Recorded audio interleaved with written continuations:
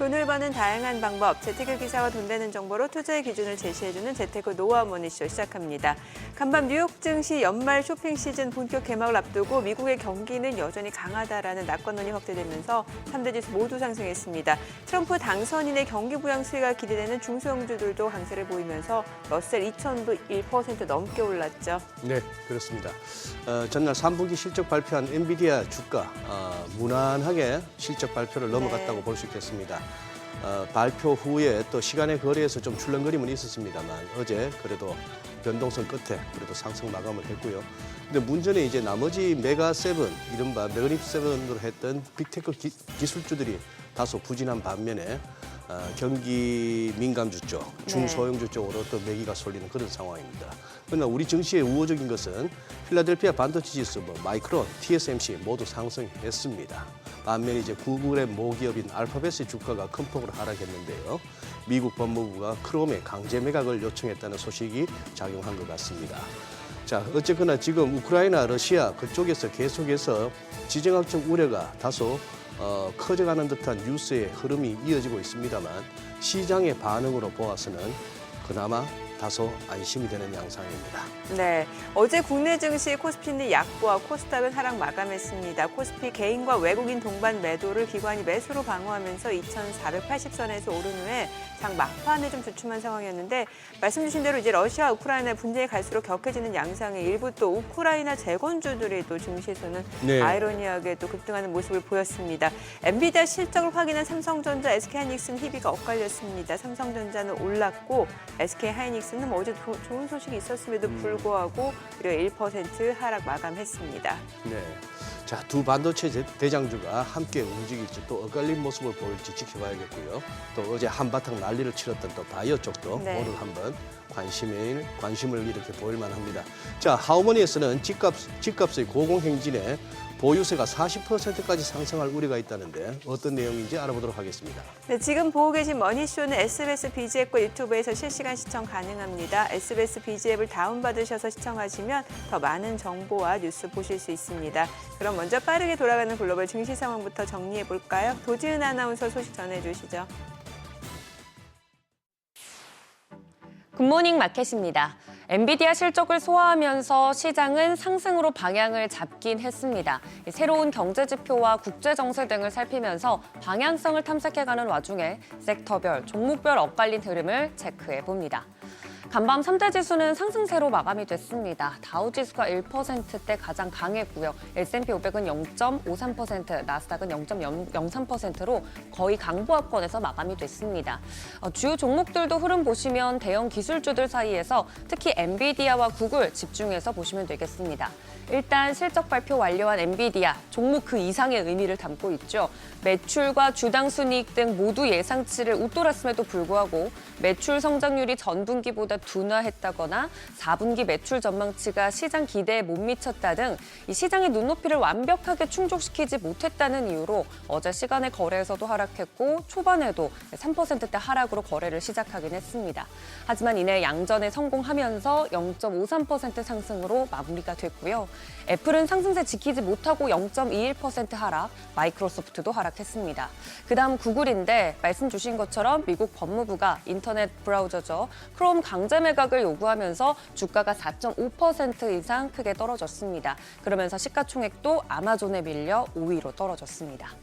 이어서 6위부터 10위도 보시면 메타도 이 시장 분위기에 따라서 0.43% 약세 보였고 테슬라도 쉬어갑니다. 이어서 구글이 포함된 커뮤니케이션 서비스 섹터가 가장 크게 하락하면서 나스닥 지수 상승이 제한됐는데요.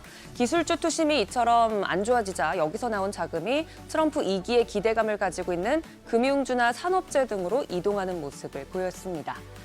어제 발표된 엔비디아 실적을 두고 여러 가지 이야기들이 나오고 있죠. 이 시장의 눈높이를 충족시키지는 못했지만 객관적으로 보면 실적은 좋았습니다.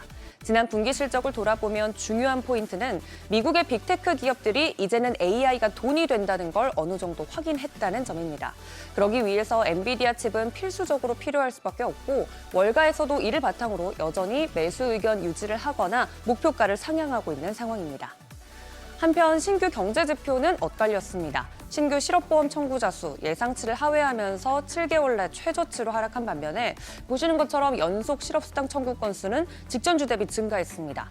데이터를 그대로 종합해서 해석해보면 기업들이 해고와 신규 채용을 동시에 줄이고 있다는 뜻입니다. 다만 변동성이 커지는 시기인 만큼 이 지표의 특수성은 고려하실 필요가 있겠고요. 미국 제조업의 중심부인 필라델피아 11월 제조업 지수가 마이너스 5.5 기록하면서 올해 들어서 두 번째 부진한 수준으로 급락을 했습니다. 제조업 경기가 위축세라는 걸 시사해냈고요. 이어서 컨퍼런스 보드 따르면 10월 미국의 경기 선행 지수 전월 대비 0.4% 하락하면서 99.5를 기록했습니다. 올해 4월부터 10월까지 약 6개월간 경기 선행 지수는 2.2% 정도 하락했습니다. 신규 수주가 하락의 주요한 원인이었는데 단기적으로 허리케인 여파로 해석이 되고 있습니다. 경제지표 발표 직후에 달러화 지수는 변동성 보였지만 보합권으로 회복해내는 모습이었고요. 지정학적 리스크와 트럼프 2기 내각 인선이 진행되고 있는 가운데 달러는 여전히 높은 수준 유지합니다. 한편 시장과 별개로 연일 폭죽이 터지고 있는 곳 바로 가상화폐입니다. 비트코인 가격 개당 99,000달러도 돌파해내면서 10만 달러 선에 벌써 다가선 모습입니다. 트럼프 당선인의 정권 인수팀이 가상화폐 정책을 전담하는 자리를 신설할지에 대해서 이 가상화폐 업계와 논의하고 있다는 소식 들려왔고요. 또 암호화폐에 적대적이었던 게리 겐슬러 증권거래위원회 위원장이 내년 1월 사임한다고 발표하면서 연일 사상 최고치를 계속해서 갈아치우고 있습니다. 이어서 국채 수익률은 당당김을 모두 올랐습니다. 2년물은 4.34%, 10년물은 4.42% 여전히 높은 수준 유지하고 있습니다. 어제 우크라이나의 러시아 본토 미사일 공격에 대응해서 러시아는 중거리 미사일을 발사했습니다. 이처럼 지정학적 리스크 계속되고 있고 이어서 금과 유가 모두 상승한 모습입니다. WTI 배럴당 70달러 선, 브렌트유는 배럴당 74달러 선에 마감했습니다. 대형 기술주들의 투심이 다소 약해지면서 자금이 다른 섹터의 종목들로 이동을 하는지 아니면 아예 비트코인이나 다른 자산으로 이동하는 것인지 큰 흐름을 잘 체크하셔야겠습니다. 굿모닝 마켓이었습니다.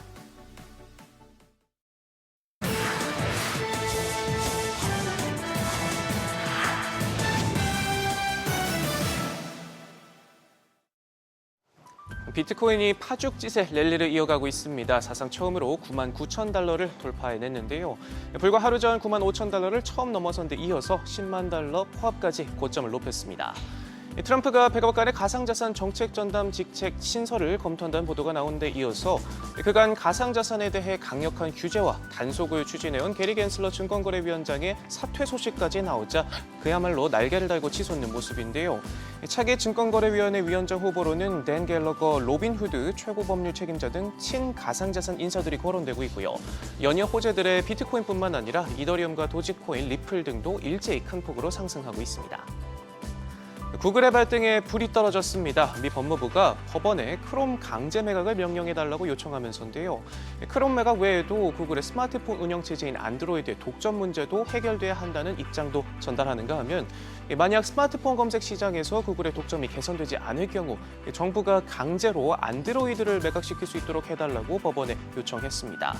만약 크롬 매각이 현실화하면 구글에 큰 타격이 예상됩니다. 전 세계 3명 중 2명이 크롬을 사용하고 있고 크롬이라는 연결고리가 끊어지게 되면 전체 매출의 70%, 연간 우리 돈 350조 원에 달하는 검색 광고 수입도 영향을 받게 될 텐데요.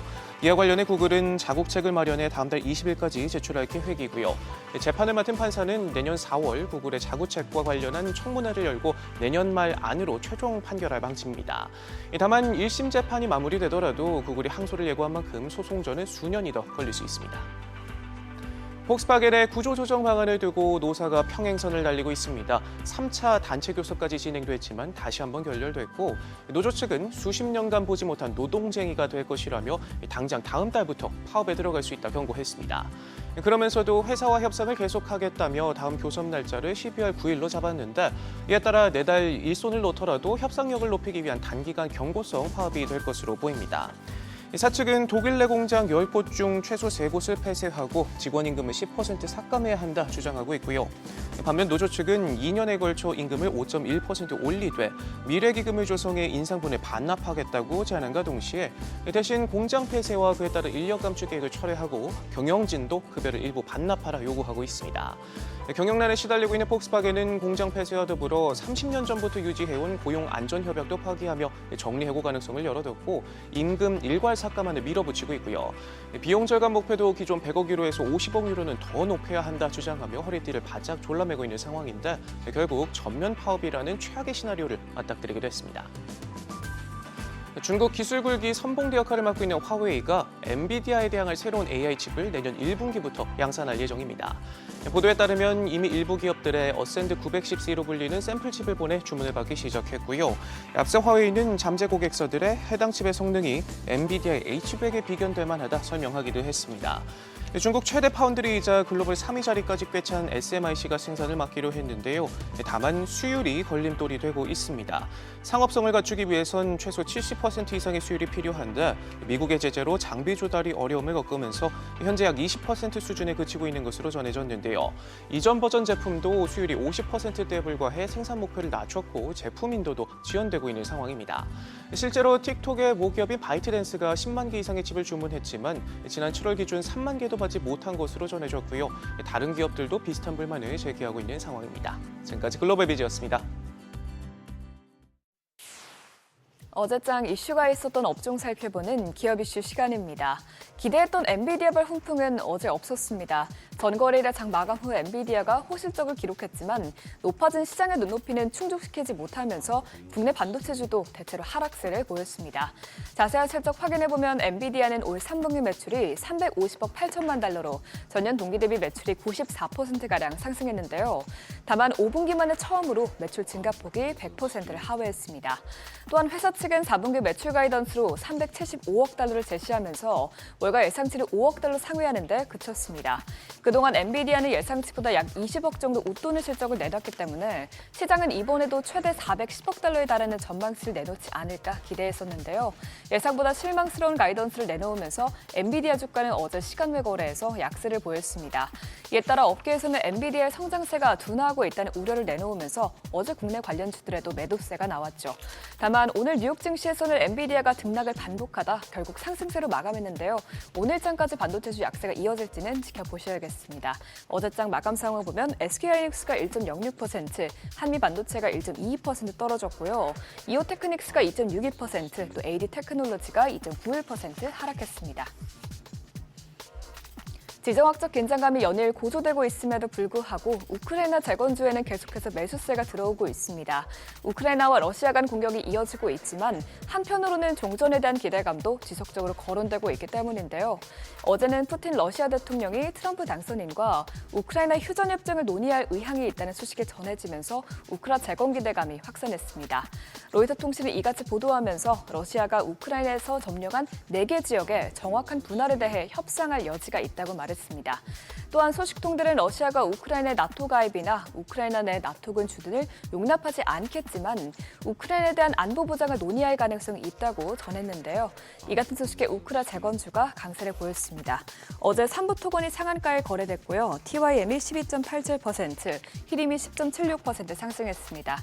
이어서 DYD가 9.2%, 다선 네트워크스가 8.91% 상승세 나타냈습니다. LG화학이 세계 최대 에너지 기업인 미국 엑슨모빌과 탄산 리튬 공급 업무 협약을 체결했다는 소식에 리튬주가 어제 들썩였습니다. LG화학은 이번 협약으로 엑슨모빌로부터 탄산 리튬을 최대 10년간 10만 톤의 물량을 확보해 국내 내에서 리튬, 양극재, 배터리로 이어지는 안정적인 공급망을 구축할 수 있게 됐습니다. 구체적으로는 엑슨모빌이 미국 텍사스 아칸소주 리튬 여보에서 생산된 리튬을 약 3시간 거리에 LG화학 테네시 공장으로 공급하고 LG화학은 공급받은 않은 리튬으로 양극재를 생산하는 방식입니다. 한편 엑슨모빌이 인수한 아칸소 리튬 염호는 전기차 5천만 대분의 배터리 생산이 가능한 탄산리튬 400만 톤이 매장된 곳으로 추정이 되는데요. 이에 따라서 업계에서는 이번 협약이 가진 의미가 상당히 크다고 평가하고 있습니다. 어제장 마감 상황 보면 하이드로 리튬이 19.09%, 리튬 포어스와 에코프로 모두 6% 넘게 상승했고요. 이어서 중앙 첨단 소재와 포스코홀딩스가 3% 상승세 나타냈습니다. 비트코인 가격이 끝을 모르고 달리고 있습니다. 어제만 해도 9만 6천 달러를 넘어섰던 비트코인이 오늘은 10만 달러를 목전에 두는 등 신고가 행진을 이어가고 있는데요. 이에 따라 국내 가상자산 관련주가 고스란히 그 수혜를 받고 있습니다. 비트코인 가격은 도널드 트럼프 전 미국 대통령의 대선 승리 후 40%가량 상승한 상태인데 최근에 트럼프 정권 인수팀이 백악관에 가상화폐 정책을 전담하는 자리를 신설할지에 대해 가상화폐 업계와 논의하고 있다는 외신 보도에 관련주들이 또다시 들썩였습니다. 또한 트럼프 당선인이 미국 증권거래위원회의 새로운 수장으로 친가상자산 성향을 가진 구디겐 변호사를 물망에 두고 있다는 보도가 나오는 것도 호재로 작용했는데요. 이 같은 소식에 어떤 기업들이 올랐는지 보면 컴투스 홀딩스가 15.84%, T사이언티픽이 5.96% 올랐고요. 다나리 4%대, 우리기술투자와 위지트가 3%대 오름세 기록했습니다. 지금까지 어제장 이슈 살펴봤습니다. 한 주의 마지막에 금요일장 투자에 도움되시길 바랍니다.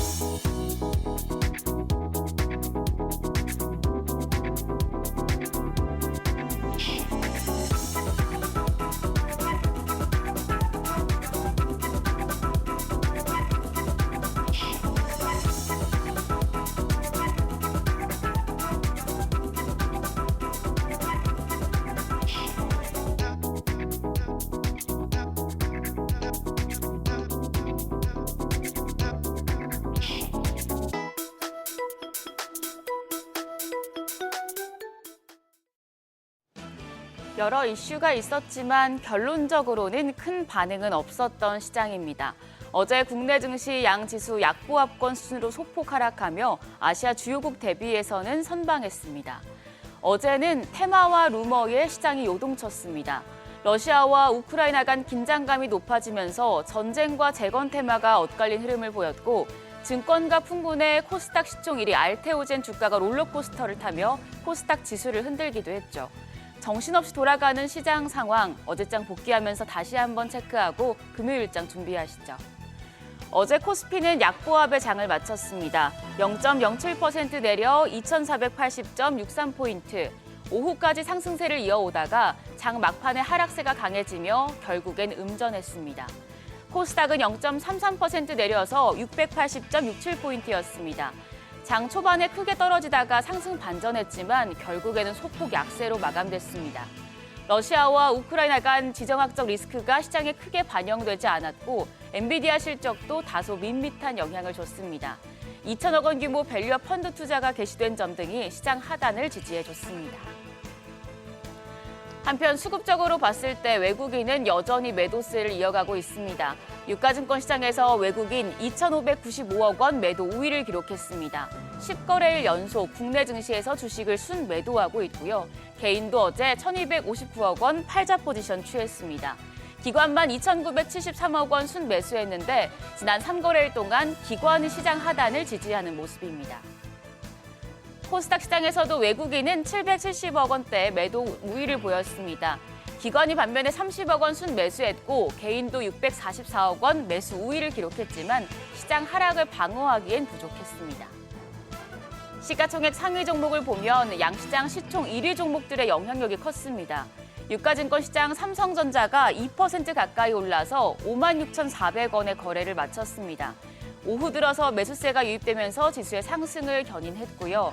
그 밖에 KB금융과 셀트리온이 1% 넘는 상승세를 기록했습니다. 반면에 SK하이닉스가 엔비디아의 실적에 대한 아쉬움으로 1%대 조정을 받았고 현대차와 기아, 네이버 등이 약세로 마감했습니다. 코스닥 시장에서는 시총일이 알테오젠이 1.14% 낙폭을 기록했는데 장중에 주가가 롤러코스터를 타면서 투자자들을 어지럽게 만들었습니다. 상환 전환 우선주 발행과 히알루로니다제 플랫폼 특허 관련 루머가 돌면서 장 초반에는 주가가 20% 넘게 급락했었는데요. 장중에 결정된 바가 없다는 공시가 나오면서 오후에 말아올리면서 4%까지 상승하다가 매물이 출회되면서 결국에는 1%대 약세였습니다.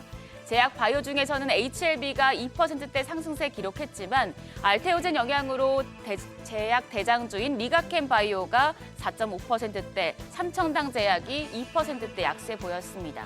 반면에 2차 전지주가 선방했는데요. 에코프로비엠이 2% 가까이 올랐고 에코프로도 6.4% 상승했습니다. 더불어서 엔캠도 0.93% 오름세 기록했습니다. 환율도 올랐습니다. 정규장 마감 시간 달러 기준 6원 60전 오른 1,397원 50전에 거래를 마쳤습니다. 지정학적인 긴장과 미국의 기준금리 동결 전망의 영향으로 소폭 반등하면서 장중에는 1,400원도 넘어섰었는데요. 이후에 야간 거래에서 상승폭을 다시 확대하면서 1,400원을 넘었습니다. 달러 인덱스가 1년 만에 최고치까지 오른 영향입니다. 오늘 새벽 6시 기준 역외환율도 1,400원 선으로 오늘 외반 시장 1,400원 선 넘어서면서 문을 열겠습니다.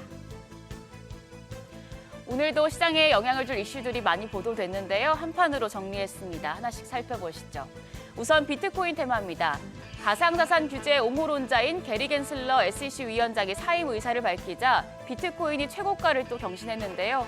비트코인 관련주 어제도 강했는데 오늘도 상승세 이어갈 수 있을지 확인하시고요. 천연가스 관련주 어제 시간의 거래에서도 상승하게 했는데요. 우크라이나 전쟁이 격화되면서 유럽의 가스값이 1년 만에 최고치를 기록함에 따라서 오늘장에서도 영향을 받겠습니다. 그리고 유리기판과 롯데그룹 관련주들도 체크하셔야겠는데요. 우선 SKC의 반도체 유리기판 계열사 앱솔릭스가 미국 정부로부터 1억 달러, 우리 돈 1,400억 원에 달하는 연구개발 보조금을 받는다는 소식이 보도됐습니다. SKC를 비롯해서 앱솔릭스 관련주들도 예의주시하시고요. 롯데그룹의 경우에는 국내 렌터카 1위 업체인 롯데렌탈이 M&A 시장에 매물로 나오는 것으로 알려졌습니다. 재무 건전성 우려가 나오자 롯데그룹이 핵심 계열사 중 하나인 롯데렌탈 매각에 나서는 건데요. 롯데그룹 지난 주말에 유동성 위기 관련 풍문이 돌면서 낙폭이 커졌다가 어제 소폭 반등한 바 있습니다. 롯데렌탈 매각 소식이 또 그룹주에는 호재가 될 수 있겠습니다. 그런가 하면 음원과 음반 관련주도 다시 주목받고 있습니다. 블랙핑크의 로제가 히트곡 아파트의 인기를 새 노래로 이어갑니다. 오늘 낮 2시에 싱글 앨범 넘버원 거를 선보이는데요. 지드래곤도 오늘 컴백하는 만큼 음원과 음반 관련 종목들이 또 한 번 상승세를 탈지 기대되는 상황입니다. 한편 오늘은 일본의 10월 전국 PPI가 공개되고 밤에는 미국의 11월 S&P 글로벌 PMI도 발표됩니다. LA에서는 오토쇼가 열리는데요. 현대차가 이 자리에서 일반 고객들에게 대형 전기 SUV인 아이오닉 9을 첫 공개할 예정입니다. 한편 어제 시간의 거래에서는 로봇과 전쟁 관련주가 강했습니다. 어제 장 마감 이후에 일론 머스크 테슬라 최고 경영자의 뇌신경과학 스타트업 뉴럴링크가 캐나다에서도 임상시험을 할 수 있게 됐다는 소식이 전해지면서 로봇주가 상승했고요. 전쟁 관련주도 올랐는데요. 러시아가 ICBM을 발사했다는 우크라이나군의 발표에 확전 경계감이 고조된 영향이었습니다. 한일단조와 스페코 등 방산주, 그리고 흥부석유와 GSE, 중앙에너비스 등 에너지주까지 강한 흐름 보일지 지켜보시죠. 간밤 뉴욕 증시 3대 지수 일제히 상승했는데 우리 시장 최근에 미증시 훈풍을 제대로 이어받지 못하는 모습을 보여왔습니다. 과연 오늘은 다를지 시장을 출렁이게 하는 테마와 루머들에 유의하시면서 금요일장 대응하시길 바랍니다. 지금까지 어제장 오늘장이었습니다.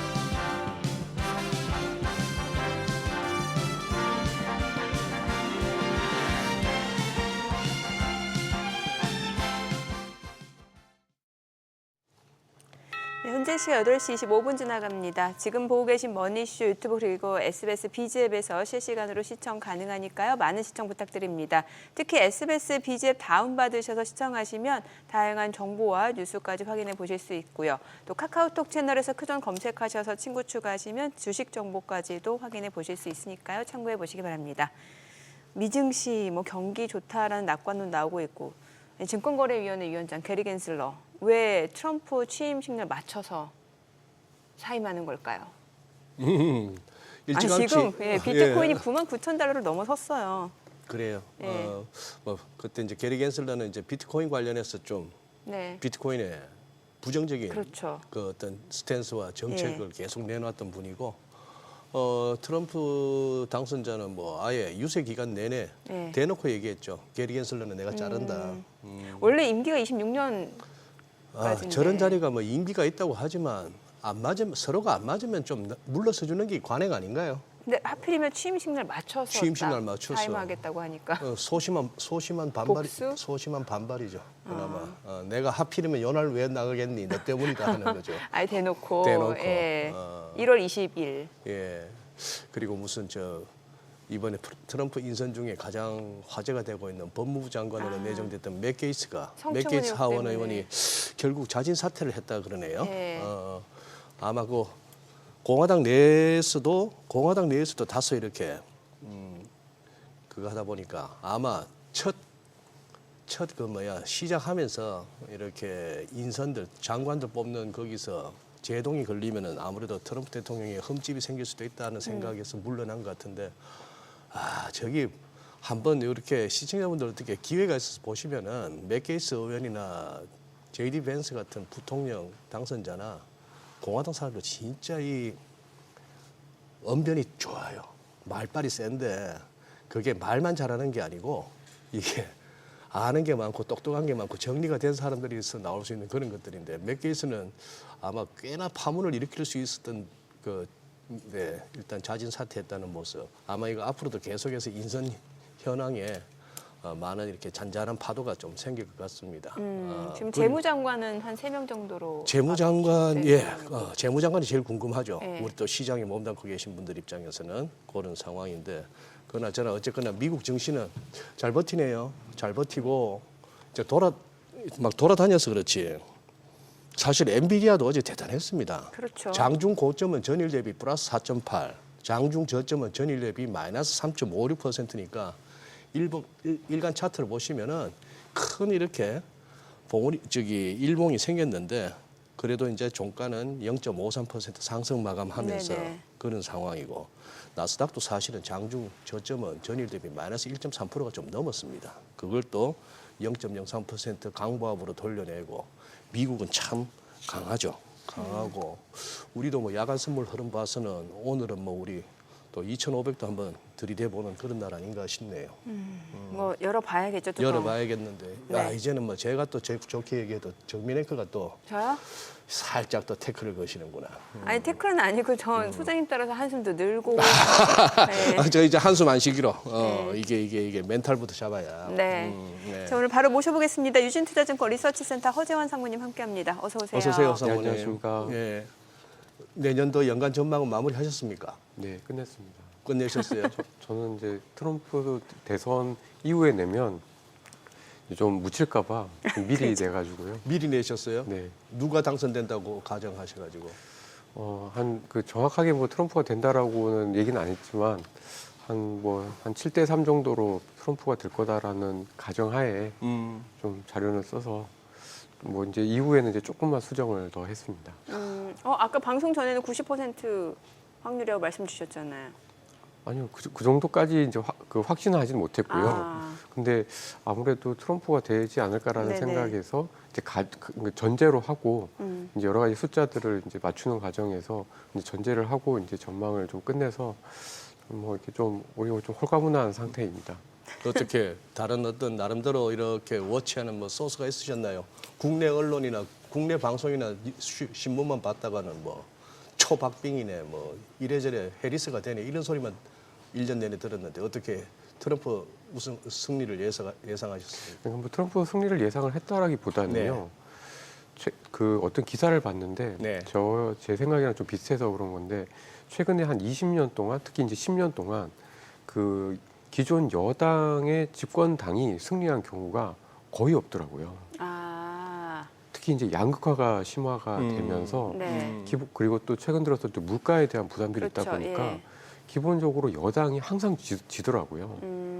그러니까 그리고 특히 이번에도 보면은 뭐 트럼프가 다시 재선이 되긴 했습니다만은 네. 한번 졌다가 또 이긴 거잖아요. 그렇죠. 예. 그러니까 이렇게 그 기존의 어떤 그 대통령이나 기존의 여당이 쭉 끌고 가는 경우가 미국뿐만 아니라 독일도 그렇고 거의 대부분 선진국에서는 없는 일인 것 같아요.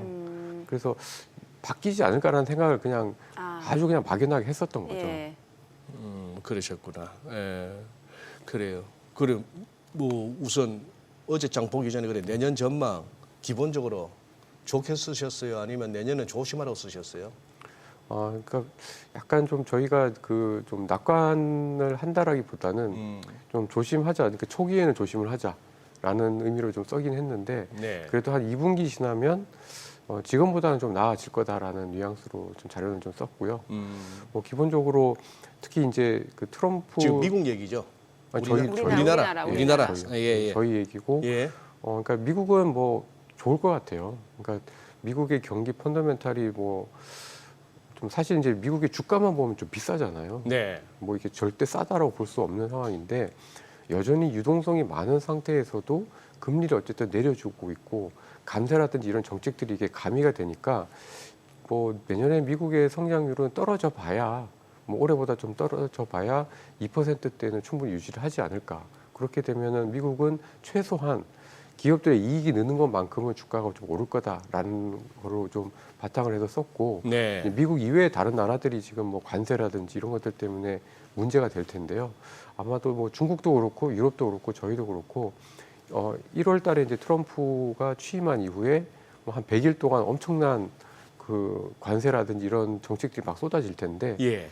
그거가 좀 어느 정도 가시화되고 나면은 아마 대응이 좀 될 것 같아요. 그 대응하는 과정에서 저희 시장도 더 나빠지진 않고 조금은 회복은 해보지 않겠는가라는 뉘앙스로 좀 썼습니다. 이 와중에 뭐 우리 국내 개인들은 뭐 코스피든 코스닥이든 그냥 단순히 지수 추종형이 아니고 거기다가 뭐 2배 레버리지선 ETF 쪽으로 제법 자금이 몰려드는 걸로 봐서는 우리 국내 개인 투자자들 판단은 우리도 이 정도면 얼만큼 왔다 밀릴 만큼 밀렸다라고 판단하시는 느낌이에요. 네. 우리 뭐 맨날 그 PBR 0.8 근방이면 사도 된다면서요. 네. 지금 그 근처 아닙니까 우리? 맞습니다. 예. 맞죠? 예. 그러니 예. 그러니 예. 지금 정민의 그 말씀 맞다네. 이제 더 이상 한숨 안 쉬어도 되는 것 같아. 아, 괜히 한숨 쉬면서 예. 우리 스스로가 이렇게 자조할 이유는 없는 것 같아. 아, 그렇죠. 예. 그러니까 저평가되어 있다. 좀 억울하기도 하고. 그러니까 저평가되어 있는 건 또 결과적으로 소외됐다는 얘기기도 하고 저평가된 데는 또 다 이유가 있긴 하겠죠. 네네. 그러니까. 예. 예. 미국 경기 상황 좀 여쭤볼게요. 간밤에 이제 고용지표, 신규 실업수당 청구 건수랑 이제 계속 실업수당 청구 건수 이게 좀 상반된 모습이어서 이걸 어떻게 해석해야 될까요? 그러니까 좀 약간 그 미국의 경제 지표들이 워낙 많이 나오는데 네. 또 워낙 많이 나오다 보니까 이게 지표들마다 이렇게 신호가 조금씩 엇갈리고 있는 게 좀 있는 것 같습니다. 근데 이제 기본적으로 제일 열심히 많이 보는 거는 결국은 신규 실업수당 청구 건수가 조금 더 새로운 정보, 그다음에 이제 미국 경기의 어떤 지금 현실을 조금 더 보여준다라고 좀 봐야 될 것 같아요. 왜냐하면 계속 실업수당 청구 건수 같은 경우에는 이제 기존에 누적된 것들이 좀 있기 때문에 사실 새로운 정보는 아니다라고 좀 보여지고요. 신규는 이제 지금 이제 실업이 되어서 이제 그 수당을 이제 청구하는 거기 때문에 조금 더 새로운 정보, 지금 현재 좀 따뜻한 미국의 경기 상황을 조금 더 반영을 한다. 이렇게 좀 생각을 좀 하고 있는데 여전히 지금 미국은 21만 건 정도에서 네. 신규 실업수당 청구 건수가 이렇게 유지가 되고 있다 보니까 이 얘기는 결국은 지금 미국이 그렇게 그 사람을 안 자르고 있다는 얘기인 것 같아요. 예. 그리고 과거에 보면은 미국의 신규 실업 청구 건수랑 미국의 주가를 그려보면은 코로나 때 좀 약간 엇갈리는 것들이 있습니다만은 그 일부 구간을 제외를 하면 대체로 보면은 실업 청구 건수가 떨어질 때 미국 주가가 또 올랐거든요. 네. 그러니까 결국은 여전히 지금 미국 경기는 뭐 고용이 굉장히 좀 안정적인 편이다. 그러니까 둔화가 되고는 있고 예전에 비해서 고용 시장이 뜨겁진 않아서 임금 상승률도 물가도 좀 떨어지고 있긴 하지만 기본적으로 미국 경기에 아주 심각한 위험은 지금 없다. 이렇게 좀 보는 게 맞지 않을까라고 생각하고 있습니다. 네. 근데 그 소비도 굉장히 중요한데 지금 보면 이제 월마트하고 타겟 네. 얘기 나오잖아요. 이게 뭔가 미국에서 실적도 지금 상반된 모습이고 소비 행태도 변하고 있다라는데 이게 구체적으로 어떻게 저희가 해석을 하면 되는 거예요? 근데 이제 월마트하고 예. 타겟이 저희는 그냥 소매업체라고 생각을 하고 네네네. 있는데 타겟하고 있는 계층이 조금 다른 것 같아요. 예. 그러니까 이제 월마트 같은 경우에는 조금 더 가격이 싸지만 기본적으로 이제 중산층인 거고 네. 타깃은 조금 더 싼 그러니까 저소득층에 대해서 조금 더 몰입한 마켓이다라고 보시면 될 것 같고 네. 그래서 타깃은 실적이 굉장히 좀 힘들었는데 어쨌든 월마트는 실적이 되게 좋았다라는 거는 네네. 미국도 지금 어떻게 보면 약간 계층 간의 갈등, 그다음에 양극화가 워낙 심해져 있는데 저소득층의 경기는 굉장히 좀 안 좋은 것 같아요. 네. 근데 월마트의 어떤 실적이 좋다라는 거는 그래도 기본적으로 미국의 어떤 중산층 이상에서의 어떤 소비 여력은 그래도 좀 괜찮다라는 의미이기 때문에 약간 이것도 타겟은 나쁘고 월마트는 좋고 뭘 봐야 되지라고 하는데 미국 전체 경기를 봤을 때는 월마트를 보는 게 조금 더 정확하다. 저는 그렇게 좀 생각하고 근데 있습니다. 지금 또 다른 기사에서는 오히려 미국 소비자들은 타겟을 월마트보다 좀 더 고급스러운 쇼핑으로 여긴다 이렇게 나오니까 지금 해석이 상반돼서 저는 좀 헷갈려요 이게. 네. 예. 저도 그 부분은 조금 그러니까 제가 알기로는 월마트는 어쨌든 가장 보편적인 미국 사람들이 가장 많이 쓰는 것들을 비교적 조금 저렴하게 공급하는 업체라고 알고 그러니까 있어서 월마트가 더 싸게 살 수 있는 곳. 네. 그러니까 일반적으로 많이 쓰는 거 식료품이라든지 이런 것들을 기본적으로 이렇게 그래서 많이 이거를 이제 써놓는 월마트는 실적이 좋고 타깃이 안 좋았다라는 거는 지금 오히려 지금 중산층이 몰락하고 있고 양극화가 심해지고 있다 이런 해석으로 되는 거 아니에요? 저는 이렇게 해석이 되는데요.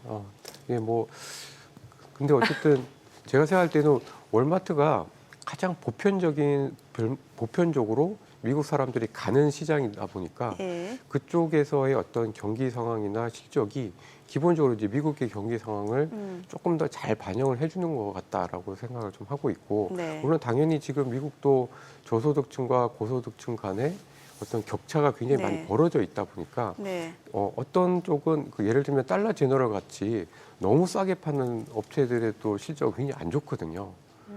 근데 그 얘기는 즉슨 결국은 그 아주 저소득층에 또 타겟되어 있는 또 시장은 굉장히 좀 나쁘다라고 좀 보여져서 뭐 기본적으로 좀 미국도 부익부 빈익빈이 굉장히 좀 심하다. 그래서 소비가 주축이 되고 있는 미국 경제 내에서도 계층 간의 어떤 차이가 굉장히 좀 벌어져 있다라는 거를 의미를 한다라고 좀 볼 수 있을 것 같습니다.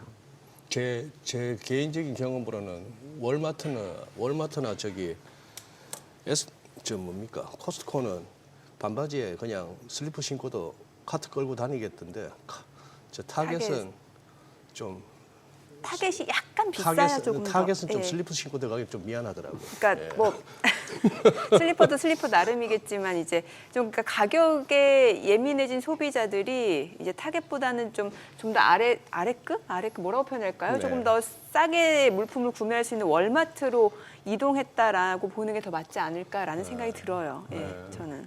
우리가 맨날 그 의견 있는 경제 채널을 표방합니다만 SBS 비즈가 우리 정민행 거 보세요.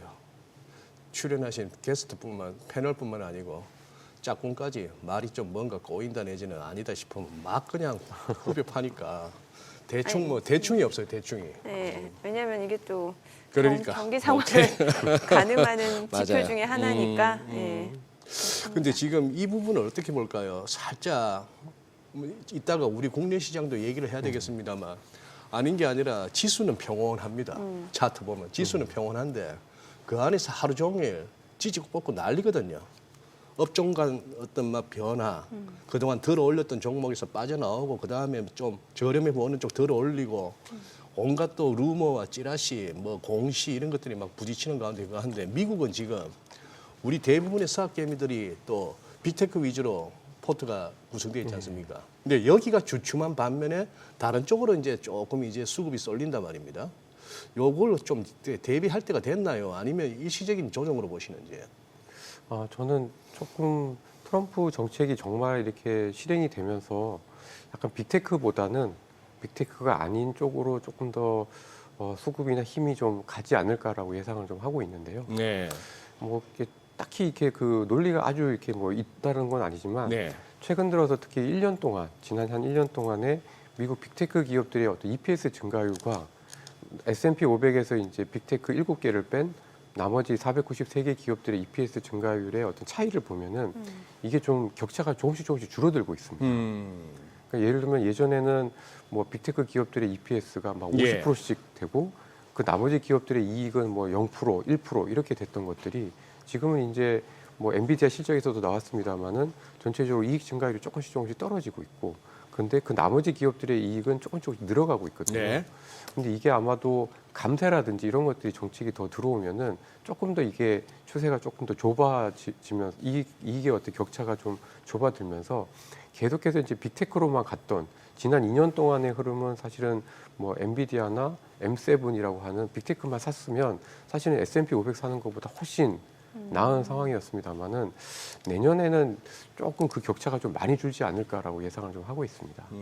특히 이제 감세라는 부분은 사실 미국의 빅테크와 같은 다국적 기업들은 이미 뭐 조세 회피라든지 이런 것들을 통해서 사실 감세의 어떤 효과가 그렇게 크지는 않거든요. 네. 근데 오히려 미국의 중소기업들 또는 중소형 주들은 이런 감세의 영향을 훨씬 더 많이 받을 수가 있기 때문에 아마도 이런 트럼프의 정책이 이 빅테크보다는 약간 저는 미들 스킬, 그다음에 그러니까 중소형주 이런 쪽으로 조금 더 흐름을 이어가게 하는 계기가 좀 되지 않을까라고 예상을 하고 있습니다. 네. 근데 저는 좀 전에 화면에 나왔습니다만 모든 IB들이 네. 심지어 모건 스탠리까지 포함해서 저렇게 다 엔비디아 목표 주가를 상향하고 뭐 매수 또는 뭐 비중 확대 이런 식으로 막 외치니까 저는 본능적으로 움찔하게 돼요. 저는 제 경험상 모두가 저렇게 위를 외칠 때 별로 물론 리포트 발러 단기적으로 좀 가요. 리포트 발러 가긴 가는데 저러고 나서 결과 좋았던 적이 없어가지고 좀 섬찟하긴 합니다. 우째 저렇게 다 이구동성이죠. 그래도 우리나라 증권사 리포트보다 나은 것 같은데. 우리나라보다는 아니 보통 왜 그런 말 있잖아요. 좀 자조적인 소리로 우리나라 증권사에서 네. 이제 그 목표 주가 뭐 얘기 나오면은 그 반대로만 하면 돈 번다는 얘기 많잖아요. 그러니까요. 미리 사놨다가 결국 이렇게 시세 나면은 증권사에서 또 종목 리포트가 나오고 그때가 또 빠져나올 때다. 네, 근데 그런 식으로요. 그게 하나의 시장에서의 또 뭐 주식 오래 하신 분들 사이에 불문율이죠. 또 증권사에 계신 우리 허상무님 입장에서는 어떠실지 몰라도 또 리서치 쪽에 계시면서 근데 저희도 반성을 많이 해야 되는 게요. 반성을 그러니까 올해도 그렇고 내년도도 그렇고 이렇게 저희가 이제 실적의 컨센서스를 보잖아요. 네. 근데 내년도 실적 이익 증가율, 특히 코스피 기업들의 영업이익 증가율 지금 예상치가 20%가 넘습니다. 근데 사실 내년에 뭐 관세도 부과라는 어떤 네. 역풍도 있을 거고 저희가 내수가 안 좋은 것도 있을 거고 뭐 이런 것들을 감안을 했을 때 내년도에 저희가 경제 성장률이 2%가 되기가 좀 되게 쉽지는 않을 것 같은데 네. 그럼에도 불구하고 기업들의 이익에 대한 예상치가 어쨌든 지금 현재 컨센서스 상으로 20%대가 된다라는 거는 너무 이익을 낙관적으로 보고 있다라는 거잖아요. 냉정하게 보고 있지 못하고 있고. 그래서 이런 거는 오히려 저희가 좀 저희 증권사 쪽에서 약간 좀 약간 호도하는 좀 잘못된 잘못 보거나 아니면 좀 너무 낙관스럽게 보는 것들이 있어서 저희도 좀 반성해야 되는 부분들이 분명히 좀 있는 것 같습니다. 확실히 그럼 내년으로 갈수록 이제 미국 기업들 실적과 국내 기업들, 우리나라 기업들 실적이 좀 희비가 엇갈릴 수 있는 그런 소지들이 굉장히 많다라는 거네요. 경기도 그렇고. 네. 그러니까 미국은 내년도 기업 이익 증가율의 지금 예상치가 예. 한 10%대 초반이거든요. 네.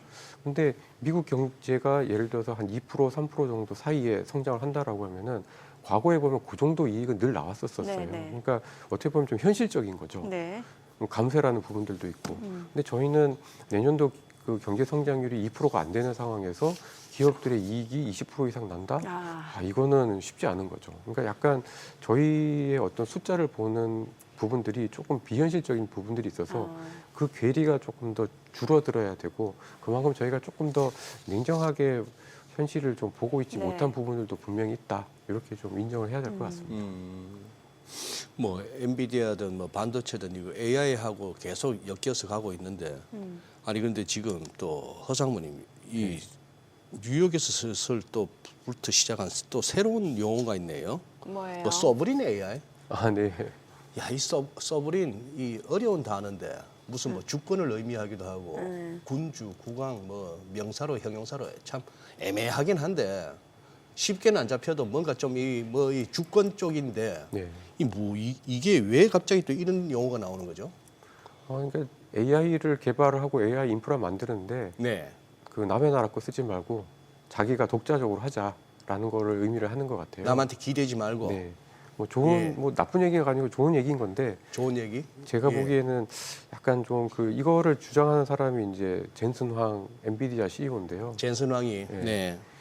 장사하기 위한 게 아닌가라는 생각을 합니다. 왜냐하면 각자가 이제 AI를 만들려고 하면 각자가 국가들이 다 GPU를 필요할 거고 네. 그러면 이제 엔비디아에 대한 수요는 더 폭발할 거니까 예. 아마도 이거는 장사하기 위한 게 아닌가라는 생각이 개인적으로는 좀 하고 있고요. 근데 이제 그만큼 이게 이 AI를 개발하는데 돈이 많이 들잖아요. 예. 네. 그리고 인프라도 많이 들고 그래서 사실은 이제 좋은 그 AI 생태계를 만들려면 진짜 엄청난 투자가 좀 필요한데 이거를 이제 각자가 이제 만들어서 한다라고 하면은 사실은 그렇지 못한 인프라를 갖고 있는 나라 입장에서는 완전 재앙인 거죠. 그래서 어쨌든 이거를 뭐 각자 알아서 특히 이제 데이터의 어떤 그러니까 결국 AI를 잘 하려면은 좋은 데이터를 많이 갖고 있어야 되잖아요. 네. 근데 이거를 걸러낼 수 있는 수단이 별로 없다라는 측면에서 봤을 때는 그래도 독자적으로 AI를 만들자라는 의미로 소버린 AI가 되고 있는 것 같은데 제가 보기에는 어쨌든 이건 약간 장사 속이 좀 더 큰 것 같다. 그리고 이게 아무래도 뭐 좀 전 세계적인 트렌드를 좀 반영하는 걸 수도 있죠. 왜냐하면 지금 다 지역주의로 가고 있고 자국 우선주의로 가고 있다 보니까 AI도 이제는 돈 내서 쓰지 말고 너네들이 알아서 만들어. 아니면 돈을 더 내서 비싸게 우리 거를 써 이런 식으로 이렇게 되는 약간 지역주의, 분리주의, 자국 우선주의의 어떤 경향 자체도 조금은 좀 반영을 하고 있는 게 아닌가라고 좀 보여집니다. 좀 전에 우리가 도표에서 우리 AI 국가 경쟁력에서 우리가 뭐 6위까지는 자리하고 있는데 그러면 이 소브린 AI라는 개념이 이 패러다임이 우리한테 플러스입니까 마이너스입니까? 허상무님 직관적으로. 저희 이게 보시면 알겠지만 이게 점수 차이가 좀 많이 나잖아요. 점수 차이가. 차이가 6등이긴 한데 좀 나긴 네. 해요, 많이. 1등과 점수 차이가 많이 나는 와. 6등이니까. 미국은 100점이에요. 네. 뭐 그러니까 미국을 기준으로 했을 때 이제 저희가 한 30% 정도다. 뭐 이 정도의 의미인 것 같아요. 7위부터 10위도 점수 차이가 그냥 문제 하나 찍기 나름이네. 그죠? 그렇죠, 이미. 네, 네. 오케이. 예. 그러니까 저희는 그래도 뭐 네이버나 카카오 같은 기업들이 있기 때문에 네. 상대적으로는 저희가 조금 더 경쟁력을 끌어올릴 수 있긴 하지만 기본적으로 이거를 정말 하게 되면 비용은 엄청나게 들 거고 그리고 저희가 갖고 있는 언어적인 한계가 있잖아요. 언어적인 한계. 예. 그러니까 결국은 AI라는 건 데이터가 많아야 되고 쓰는 네. 사람들이 그렇죠. 많을수록 이게 훨씬 더 정확하게 그다음에 효율적으로 그 결과들을 내놓을 수가 있는데 이게 이제 저희가 갖고 있는 언어적인 한계 때문에 아무래도 이제 비용이라든지 이런 측면에서 봤을 때는 조금 더 저희가 불리할 수 있다. 저는 그렇게 보고 있습니다. 지정학적 리스크는 이제 어떻게 봐야 될까요? 지금 푸틴 대통령이 이제 트럼프 당선인하고 협상할 의향이 있다라고 했는데 그 이후에 이제 네. 러시아에서 대륙간 탄도미사일 ICBM 발사했고 이게 약간 말을 그렇게 해놓고 미사일 발사하는 건 왜 그런 거예요? 무슨 전략으로 봐야 되는 거예요? 그러니까 아무래도 저희도 이제 6.25 전쟁 때 예. 휴전 앞두고 엄청 치열하게 땅 1인치라도 더 그 늘리려고 엄청 싸웠던 것처럼 지금 이제 우크라이나하고 러시아도 이제 그런 단계로 아마도 이제 내년 1분기 안에는 휴전 협상에 들어갈 가능성이 굉장히 높은데 그 이전에 어떻게 하든지 조금 더 그 힘을 조금 더 우위에 있기 위해서 이제 우위를 점하기 위한 전략이다라고 좀 보여지는데 그래도 조금 이게 좀 험악한 것 같긴 합니다. 특히 러시아 같은 경우에는 이 핵을 보유하지 않은 네. 국가가 이렇게 도움을 받아서 쐈을 경우에는 똑같이 간주를 한다라고 하면서 완전히 핵에 대한 그 교리까지도 이제 바꿔가지고 이제 다시 반응을 한다라는 거는 약간 좀 험악하긴 한 것 같은데, 저는 아직까지는 이게 이 극한의 어떤 대치가 협상을 위한 우위를 점하기 위한 단계다라고 생각을 해서 라고 보고 있고, 그래서 아직까지 이게 좀 시장에 크게 영향을 주지는 않고 있다라고 좀 해석을 하고 있습니다. 네. 여기서 조금만 예. 그거 하고 가시죠. 어쨌거나 우크라이나 공군에서 러시아가 ICBM을 발사해서 우크라이나를 공격했다고 하는데, ICBM은 아시다시피 인터컨티넨탈이에요. 대륙간 탄도 미사일이에요. 예. 그 옆 동네 쏘면서 대륙간 탄도 미사일을 왜 동원합니까?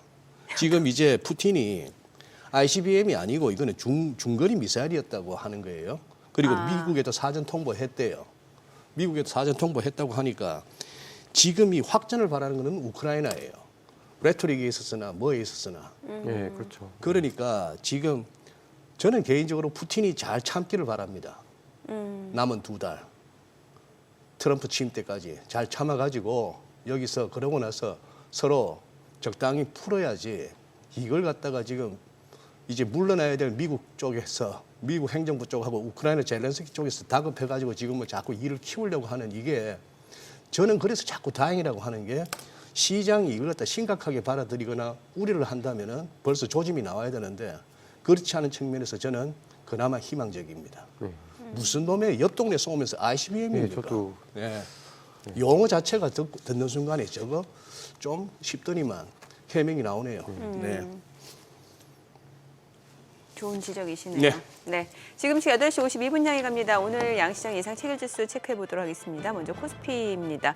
오늘 0.4% 상승 예상되고요. 예상 체결지수 2,490포인트, 코스닥 약보합 출발 예상됩니다. 679포인트로 집계가 됩니다. 시가총액 상위 종목 예상 체결가 보겠습니다. 삼성전자 오늘 0.5% 상승 예상되고요. 지금 호가에서는 56,700원, SK하이닉스 1% 상승 예상됩니다.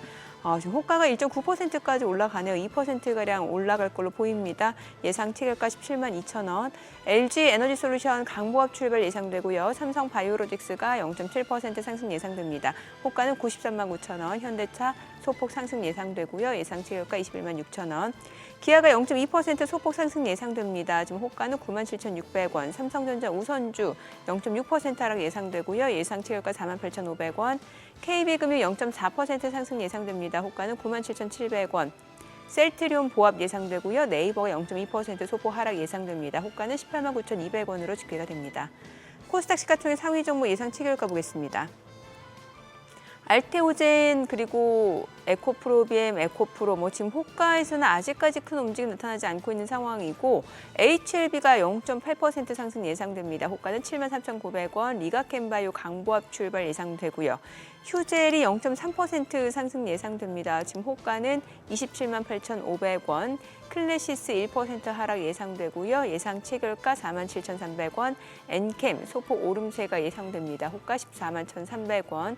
레인보우 로보틱스가 1.47% 상승 예상되고요. 호가는 13만 8천 원으로 집계가 됩니다. 자, 이렇게 되면 사흘 만에 좀 반등을 보여주게 되는 셈이고, 삼천당제약 0.7% 하락이 예상됩니다. 호가는 11만 2,500원으로 집계가 됩니다.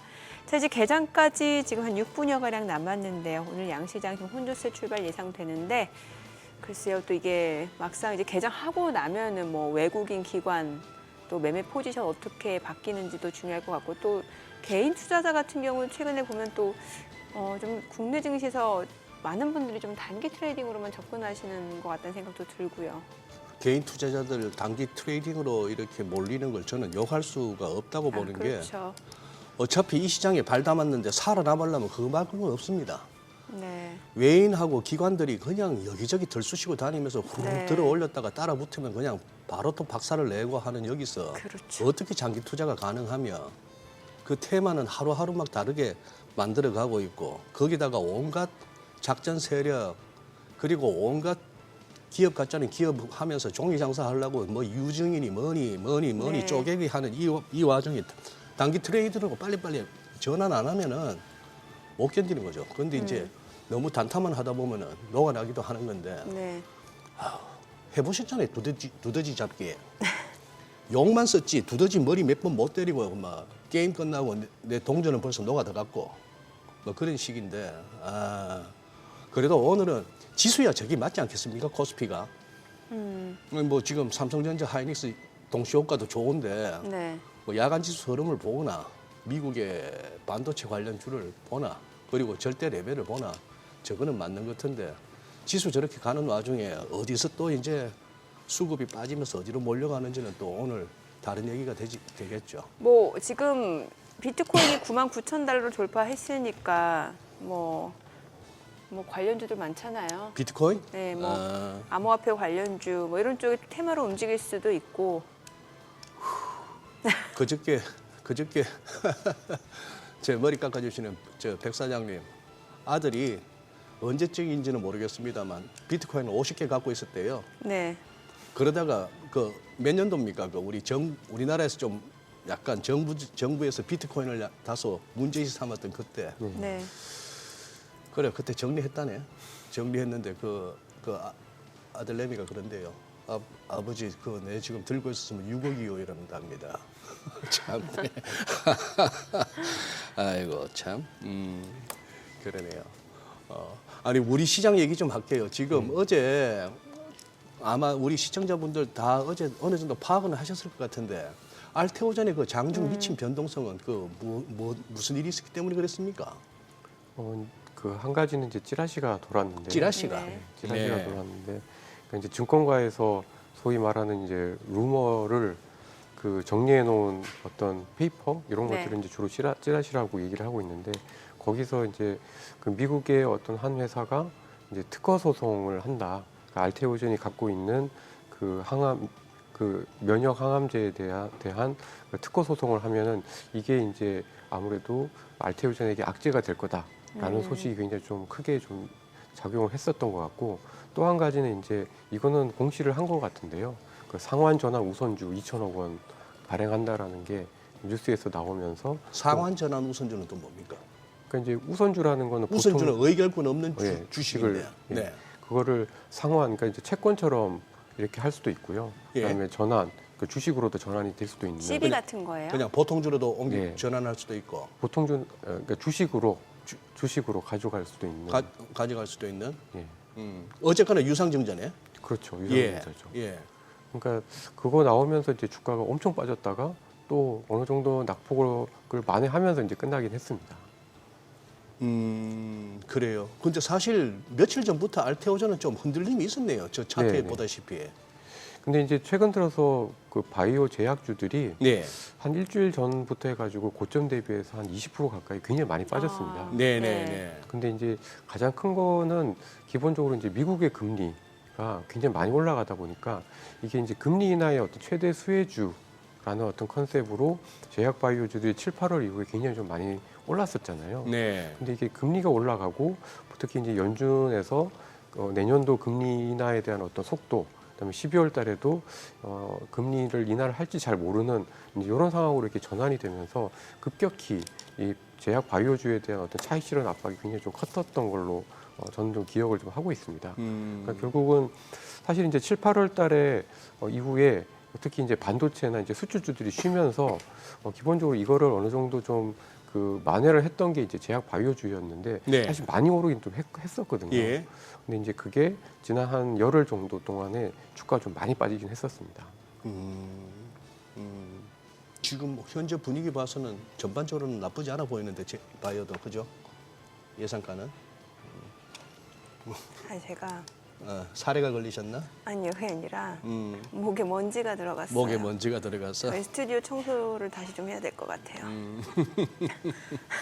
네, 일단 오늘 양시장 지금 혼조세가 예상되는데 사실 주도주도 없는 상황이고 이럴 때는 정말 이제 어떤 전략으로 수익을 내야 되는지 좀 어렵거든요. 뭐 일찌감치 뭐 미국 주식 하시는 분들이야 괜찮겠습니다만 지금 또 환율로 놓고 봤을 때도 사실 이렇게 우호적인 상황은 아니다 네. 보니까 여러 가지 셈법이 따라야 되는 거잖아요. 네. 예. 지금 달러 인덱스가 107이면 달러 환율도 많이 올라간 상황이고 네. 어떻게 해야 수익을 낼 수 있을까요? 저는 크게 두 가지로 좀 정리를 할 수 있을 것 같은데요. 하나는 저희가 이제 미중 관세 분쟁 때 두 가지 저희 개장하고 조금 들어가 네네. 보도록 네. 하겠습니다. 묻기는 왜 물으셨어요? 오늘 국내 증시 개장합니다.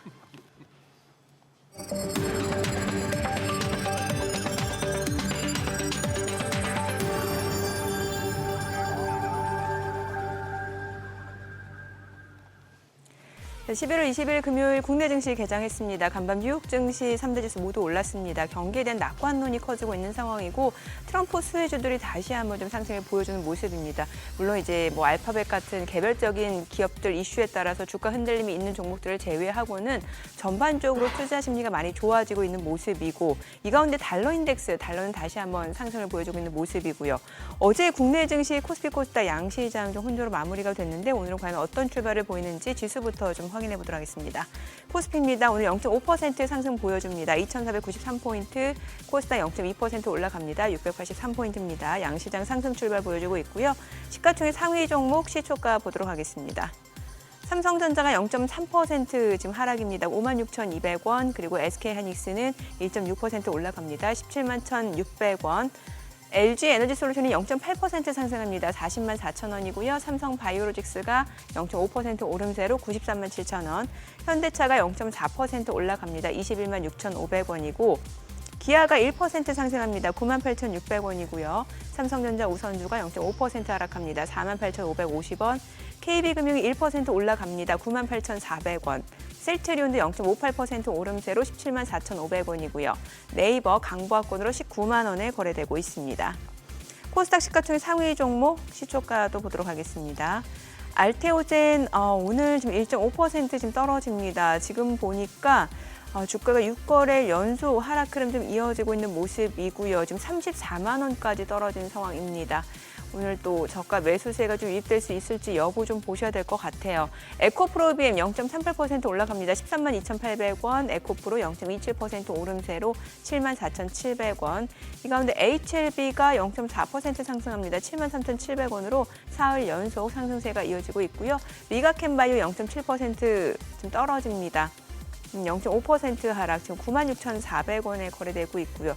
리가캠바이오도 좀 닷새째 좀 가격 조정이 이어지고 있는 모습이고 휴젤은 강보합권으로 27만 8천 원, 클래시스 1.8% 올라갑니다. 4만 8,800원, 엔케임이 좀 떨어지네요. 14만 900원. 레인보우 로보틱스 지금 3% 넘게 올라갑니다. 14만 900원에 거래되고 있고요. 사흘 만에 다시 반등을 보여줍니다. 삼천당제약은 1% 하락으로 11만 2,100원 선에서 움직임 이어지고 있습니다. 자, 오늘 시장에서 특징을 보여주고 있는 섹터 종목들 좀 체크를 해보도록 하겠습니다. 유리기판 관련주들이 움직임 좋네요. 지금 필옵틱스가 6.38% 상승 17,120원이고요. HB테크놀로지도 5.9% 올라갑니다. 1,962원. SKC도 6% 강세 11만 1,900원. 주성엔지니어링도 1% 올라가고요. JNTC도 4% 상승으로 19,860원. YC캠도 5.4% 상승 13,330원에 거래되고 있습니다. 오늘 유리기판 관련주들 흐름 좋고 AI 관련주 로봇주 앞서 보셨다시피 이제 레인보우 로보틱스 흐름이 굉장히 좋았거든요. 이제 로봇주들이 움직임 다시 나타나고 있는데 로봇스타 지금 8% 강세입니다. 23,400원. 로봇주들 오늘 동반 강세입니다. 그리고 두산 로보틱스도 8% 올라갑니다. 74,400원. 클로봇 5.6% 올라가고요. 레인보우 로보틱스, 두산 로보틱스 모두 오름세고 엔젤 로보틱스도 6% 올라가고 KNR 시스템도 4% 상승하면서 7,240원에 거래됩니다. SBB테크 8% 강세고요. 지금 하이젠 R&M도 올라가고 있는 상황이고 유진 로봇도 6.8% 올라가고 뉴로메카도 2% 이상 올라갑니다. 그리고 휴림 로봇, 에브리봇, RS 오토메이션 다 7%, 6% 강세 흐름 이어집니다. 오늘 로봇주도 흐름이 굉장히 좋네요. 지금 로보티즈가 17% 급등하면서 22,850원 두 자릿수 상승률 보여주고 있는 상황입니다. 로봇주들. 휴머노이드 로봇, 옵티머스, 간밤에 이런 이슈들이 좀 있었는데 이런 부분에서 이제 관련주들이 좀 많이 올라가고 있다라고 보시면 될 것 같네요. 자, 이 정도 보시면 될 거고 양자모도 좀 움직임이 이어지고 있습니다. 다만 이제 음봉으로 전환되거나 좀 윗꼬리를 달고 내려오는 종목들도 있기 때문에 좀 주의가 필요해 보이는데 엑스레이트가 좀 5% 올라갑니다. 그리고 우리로 한울소재과학도 3%에서 1.5% 상승 중이고 KCS, KTCS도 지금 상승 보여주고 있는 상황입니다. 지금 시각 9시 5분 향해 갑니다. 수급 상황 체크해 보도록 하겠습니다. 오늘 유가증권 시장에서는 지금 기관이 좀 순매수 보여줍니다. 규모는 그렇게 크지 않은 상황이고 126억 원 매수 우위, 개인과 외국인은 각각 60억 원 매도 우위를 나타내고 있습니다. 코스닥에서는 개인과 기관이 삽니다. 29억 원, 그리고 기관은 8억 원 순매수고 외국인은 43억 원 매도 우위를 나타내고 있습니다. 환율 체크해보도록 하겠습니다. 달러원 환율 저희 정비장 마감 대비로 알려드리고 있는데 3원 50전 상승한 1,401원에 개장이 됐습니다. 강달러 기조는 계속해서 좀 이어지네요. 이럴 줄 알았으면 일찌감치 미국 주식 하셨던 분들은 좋으실 것 같아요. 그렇죠. 네. 오, 그러니까. 자, 뭐 이 정도면 예. 아니, 아까 예. 두 가지 전략 말씀 주신다고 했으니까. 그러니까 그거 먼저 들어볼까요, 그러면? 아니, 개장 10초 전에 질문하시고 나서는 또 말하려니까 또 끊는 게 어딨어요. 제가 목에 먼지가 걸려서 그랬어요. 목에 먼지하고 그게 무슨 상관이 있어요, 그게. 네. 그럼 제 잘못이네요. 그래요. 네. 두 가지 전략 들어볼게요. 아, 이제 뭐 환율도 그렇고 지금 외국인 자꾸 이렇게 파는 거가 부담스러우시잖아요. 그래서 제가 이렇게 좀 살펴보니까 저희 한국 시장에서 특히 올해 그다음에 특히 이제 미국 대선 이후에 외국인들이 주식을 좀 한국 주식을 많이 팔고 있는데 삼성전자 빼면은 오히려 사고 있거든요. 많이는 안 사고 있지만 어쨌든 외국인들이 사는 업종들을 좀 살펴보니까 딱 이렇게 세 가지예요. 하나는 조선, 그다음에 하나는 기계, 예, 그다음에는 이제 유틸리티, 유틸리티. 한전과 같은 예. 이런 것들. 그래서 조선은 뭐 트럼프도 이제 한국 조선 업종에 대해서 이제 얘기를 한 것도 있지만 뭐 기본적으로 올해 내년에 실적이 어느 정도는 나올 걸로 좀 예상이 좀 되어지기 때문에 괜찮을 걸로 좀 보여지고 기계류들 특히 이제 전선이나 전압기기 뭐 이런 류는 사실은 좀 꾸준히 저희가 좀 관심 있게 좀 봐도 되지 않을까라고 예상을 좀 하고 있습니다. 기계라고 하신 거는 전선하고 예, 전력조. 예. 저희는 약간 공작 기계, 약간 이런 중장비 기계 이쪽인 줄 알았죠. 그쪽보다는 이제 이제 전력기기 전력하고 쪽. 전선. 우리나라 좀 이렇게 그 업종 분류가 좀 그거 하더라고요. 애매하죠. 애매하기도 예. 하고 조금 더 세분했으면 싶을 때도 있고. 예. 그리고 사실 저도 이렇게 동감하는 게요. 기계라는 업종이 너무 많아요. 맞아요. 그러니까요. 네. 예. 그래서 좀 이게 뭐라고 얘기를 해야 될지 되게 좀 쉽지는 않은 것 같은데 또 그렇다고 해서 또 하나를 또 이게 분류를 하자니까 너무 많기도 하고 그래서 좀 기계 업종이라는 게 좀 약간 너무 브로드하지 않나 너무 범위가 맞아요. 넓지 않나라는 생각이 좀 들긴 합니다. 2차 전지는 어디로 들어갑니까? 2차 전지는 이게 저희가 섹터로 보면은 예. IT 가전으로 들어가요. LG 에너지 솔루션하고 그래요? 삼성 SDI가 IT 가전으로 들어가요? IT 가전. 그럴 그러니까 수도 어떤 분들은 있겠네요. 그래서 화학도 아니고 배터리 가전이라고 얘기를 배터리 하시기도 가전? 하고 거래소 기준으로는 이제 화학에 들어가죠. 그래서 가끔씩 이렇게 업종별로 해갖고 수급 체크할 때 저기에 뭐가 들어가 있나 이 종목은 어디에 속하나 확실하게 아는 건 전기전자하고 뭐 운수는 알겠어요. 뭐 자동차는 운수 쪽에 들어가는 건 알겠는데 금융업도 쉽고 네, 그렇죠. 예, 그 말씀은 있네요. 그래요. 근데 참 이런 날 좀 전에 이제 조선을 언급하셨는데 이런 날 그래도 조선주 관련주 했을 때 딱 빨갛게 나왔으면 참 보기가 좋았을 텐데 그죠? 꼭 이런다니까. 아니, 근데 빨개도 사기가 힘들죠. 빨개도 사기가 힘들어. 올라가면 사람 심리가 좀 또 싸게 사고 싶잖아요, 좀. 예. 그러니까 오히려 이렇게 떨어질 때 좀 뭐 중장기로 국내 증시에서 중장기 전략이 맞을지 모르겠습니다만 또 중장기로 섹터별로는 가능하니까. 또 그러니까 외국인이 어쨌든 핵심은 삼성전자를 팔고 있는데 네. 삼성전자를 빼면 그렇게 외국인의 매도세가 다른 업종에 엄청 그 강하게 나타나고 있지는 않다라는 게 핵심이고요. 그리고 보면 외국인들이 이렇게 원화가 원달러 환율이 이제 1,400원 올라가는 상황에서도 조금씩 사고 있는 업종들이 뭘까를 이렇게 살펴보니까 조선, 기계, 유틸리티 이렇게 딱 이렇게 보시면 될 것 같고 그다음에 좀 최근 들어서 약간 좀 특이한 업종이 네이버예요. 네이버 의외로 네이버를 미국 대선 이후에 외국인들이 좀 사고 있습니다. 사고 있어요. 네. 그런 것도 좀 그러네요. 특이해서 계속 사네요. 네, 좀 관심 있게 한번 보셔도 되지 않을까 싶습니다. 왜 사는 걸까요? 외국인은 네이버? 제 생각에는 뭐 그 네이버 같은 경우에는 실적은 굉장히 좀 괜찮고 네. 특히 카카오 대비해서 봤을 때는 밸류에이션이라든지 실적에 대한 안정성이 조금 더 있는데 이게 뭐 관세라든지 수출에 어떤 영향을 덜 받는 업종인 거잖아요. 그런 측면에서 봤을 때 그래도 네이버가 그동안 좀 많이 소외되었었지 않았나라는 라는 측면에서 외국인들이 좀 보고 있는 걸로 좀 해석을 하고 있습니다. 자, 금년에 여기 네이버에 들어가셨다가 고생하신 분들 많은데, 그래도 15만 원 근방에서 제법 올라왔네요. 다행이다. 그죠? 아유, 그래도 차트 크게 펼쳐놓고 보면 이거 뭐 세 발이 피네. 이게 46만 원대, 46만 원대까지 올라가 있는데 이게 지금 인이어에서도 막 들립니다. 저도 물려 있다고. 이 국민주의 이것도 거의 이 플랫폼주 카카오나 이 네이버 이쪽도 거의 그쪽에 가까웠는데.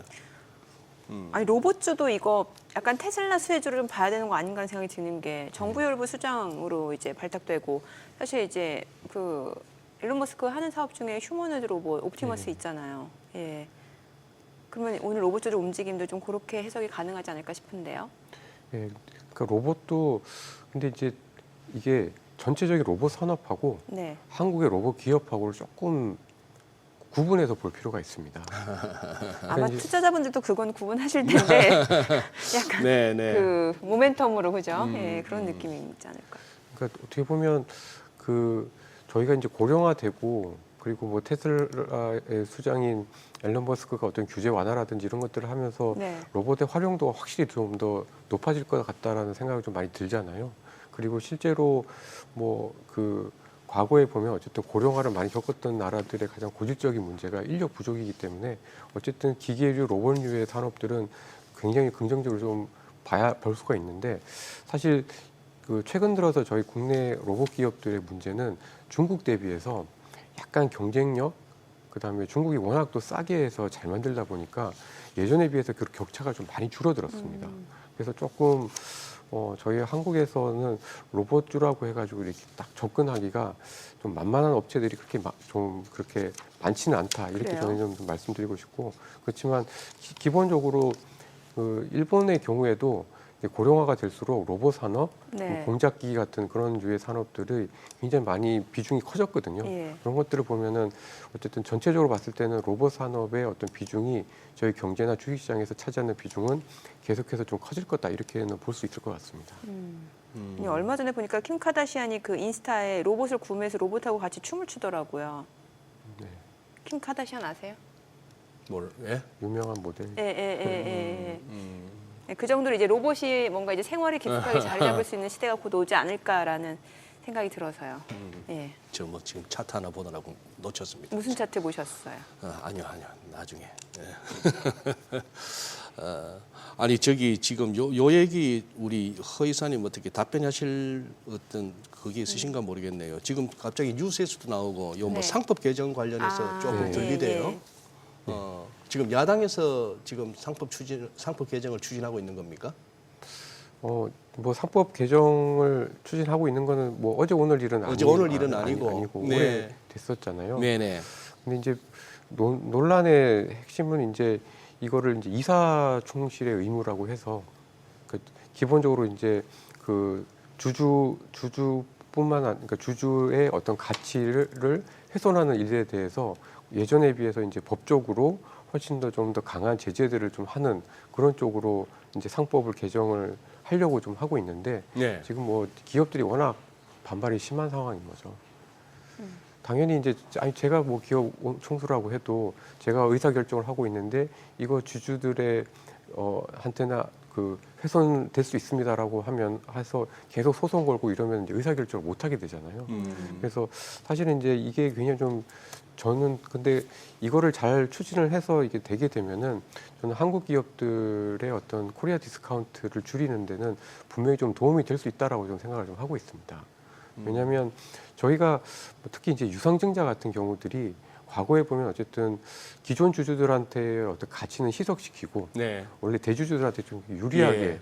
이렇게 특히 이제 그 주주 배정 유상증자 같은 경우는 그렇게 진행이 되다 보니까 아무래도 이런 어떤 그 상법 개정을 통해서 어떤 주주들의 가치를 지켜주는 거에 대해서 조금 더 힘을 실어주게 되면은 아무래도 이제 그런 주식 시장의 어떤 공급 문제 때문에 발생할 수 있는 기존 주주들에 대한 어떤 가치 희석에 대한 문제는 좀 완화가 될 수 있어서 저는 기본적으로 이거 굉장히 좀 중요한 이슈고 좀 기업들의 약간의 반발과 초기의 시행 단계에서의 어떤 시행착오는 있긴 하겠습니다만은 좀 하게 되면 긴 그림에서 코리아 디스카운트 해소에 도움이 될 수 있다라고 보고 있습니다.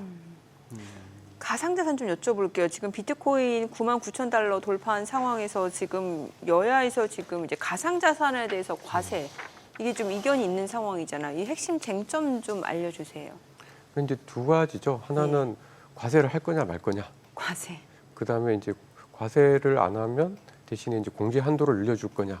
이게 문제인데 이 금투세 문제랑 딱 네. 겹쳐 있어가지고 과세가 문제가 이게 통과되기는 쉽지는 않을 것 같아요. 예. 그러니까 금융투자소득세가 약간 폐지 쪽으로 가닥을 잡아가고 있는데 가상자산에 대해서 이제 그 세금을 내야 된다라고 하면 네. 사실 뭐 반발이 어마어마하게 좀 그렇죠. 클 수밖에 없어서 약간은 좀 그쪽보다는 공제 한도를 늘리는 선에서 또는 그런 정책의 어떤 그 제한을 두는 선에서 좀 마무리되지 않을까라고 좀 판단을 좀 하고 있는데 이게 이제 저희 같은 경우에는 금융시장에서 이 가상자산에 대한 어떤 정확한 정의도 없고 네. 그러다 보니까 이제 계속해서 이걸 좀 묶어놓고 있는 거잖아요. 예. 그러니까 미국은 이거를 풀어놓고 ETF도 만들고 뭐 최근 들어서 옵션 상품들도 만들고 막 이러는데 저희는 이제 그렇지 못한 상황이니까 사실은 먼저 이 가상자산에 대한 어떤 정확한 정의를 자본시장에서 금융시장에서 먼저 내리고 그 다음에 이제 이 과세와 관련된 부분들을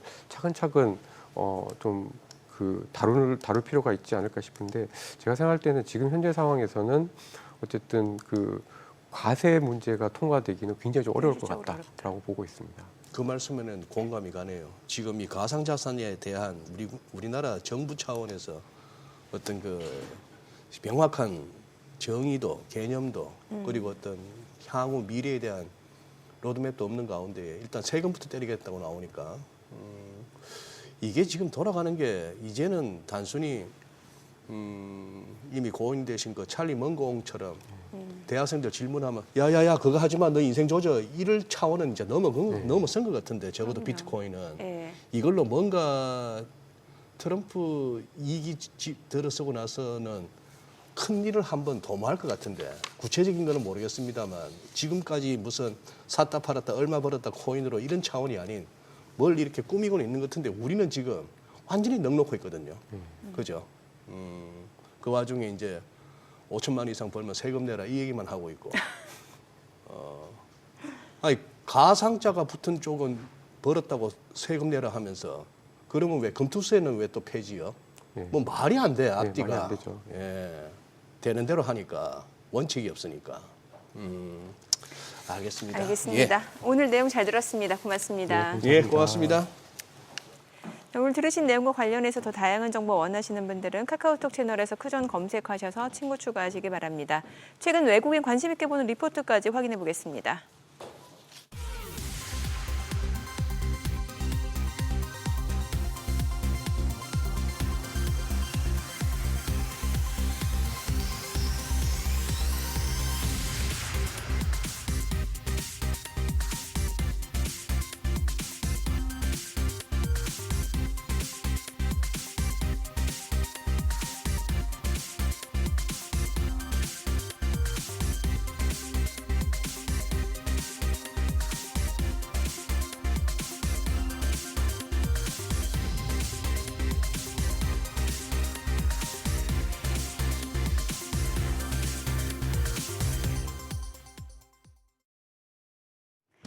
이 시각 시황입니다. 이번 주 마지막 거래일인데 분위기가 괜찮습니다. 코스피 0.86% 상승하면서 오늘 2,500선 탈환했습니다. 2,501포인트 전개가 되고 있고요.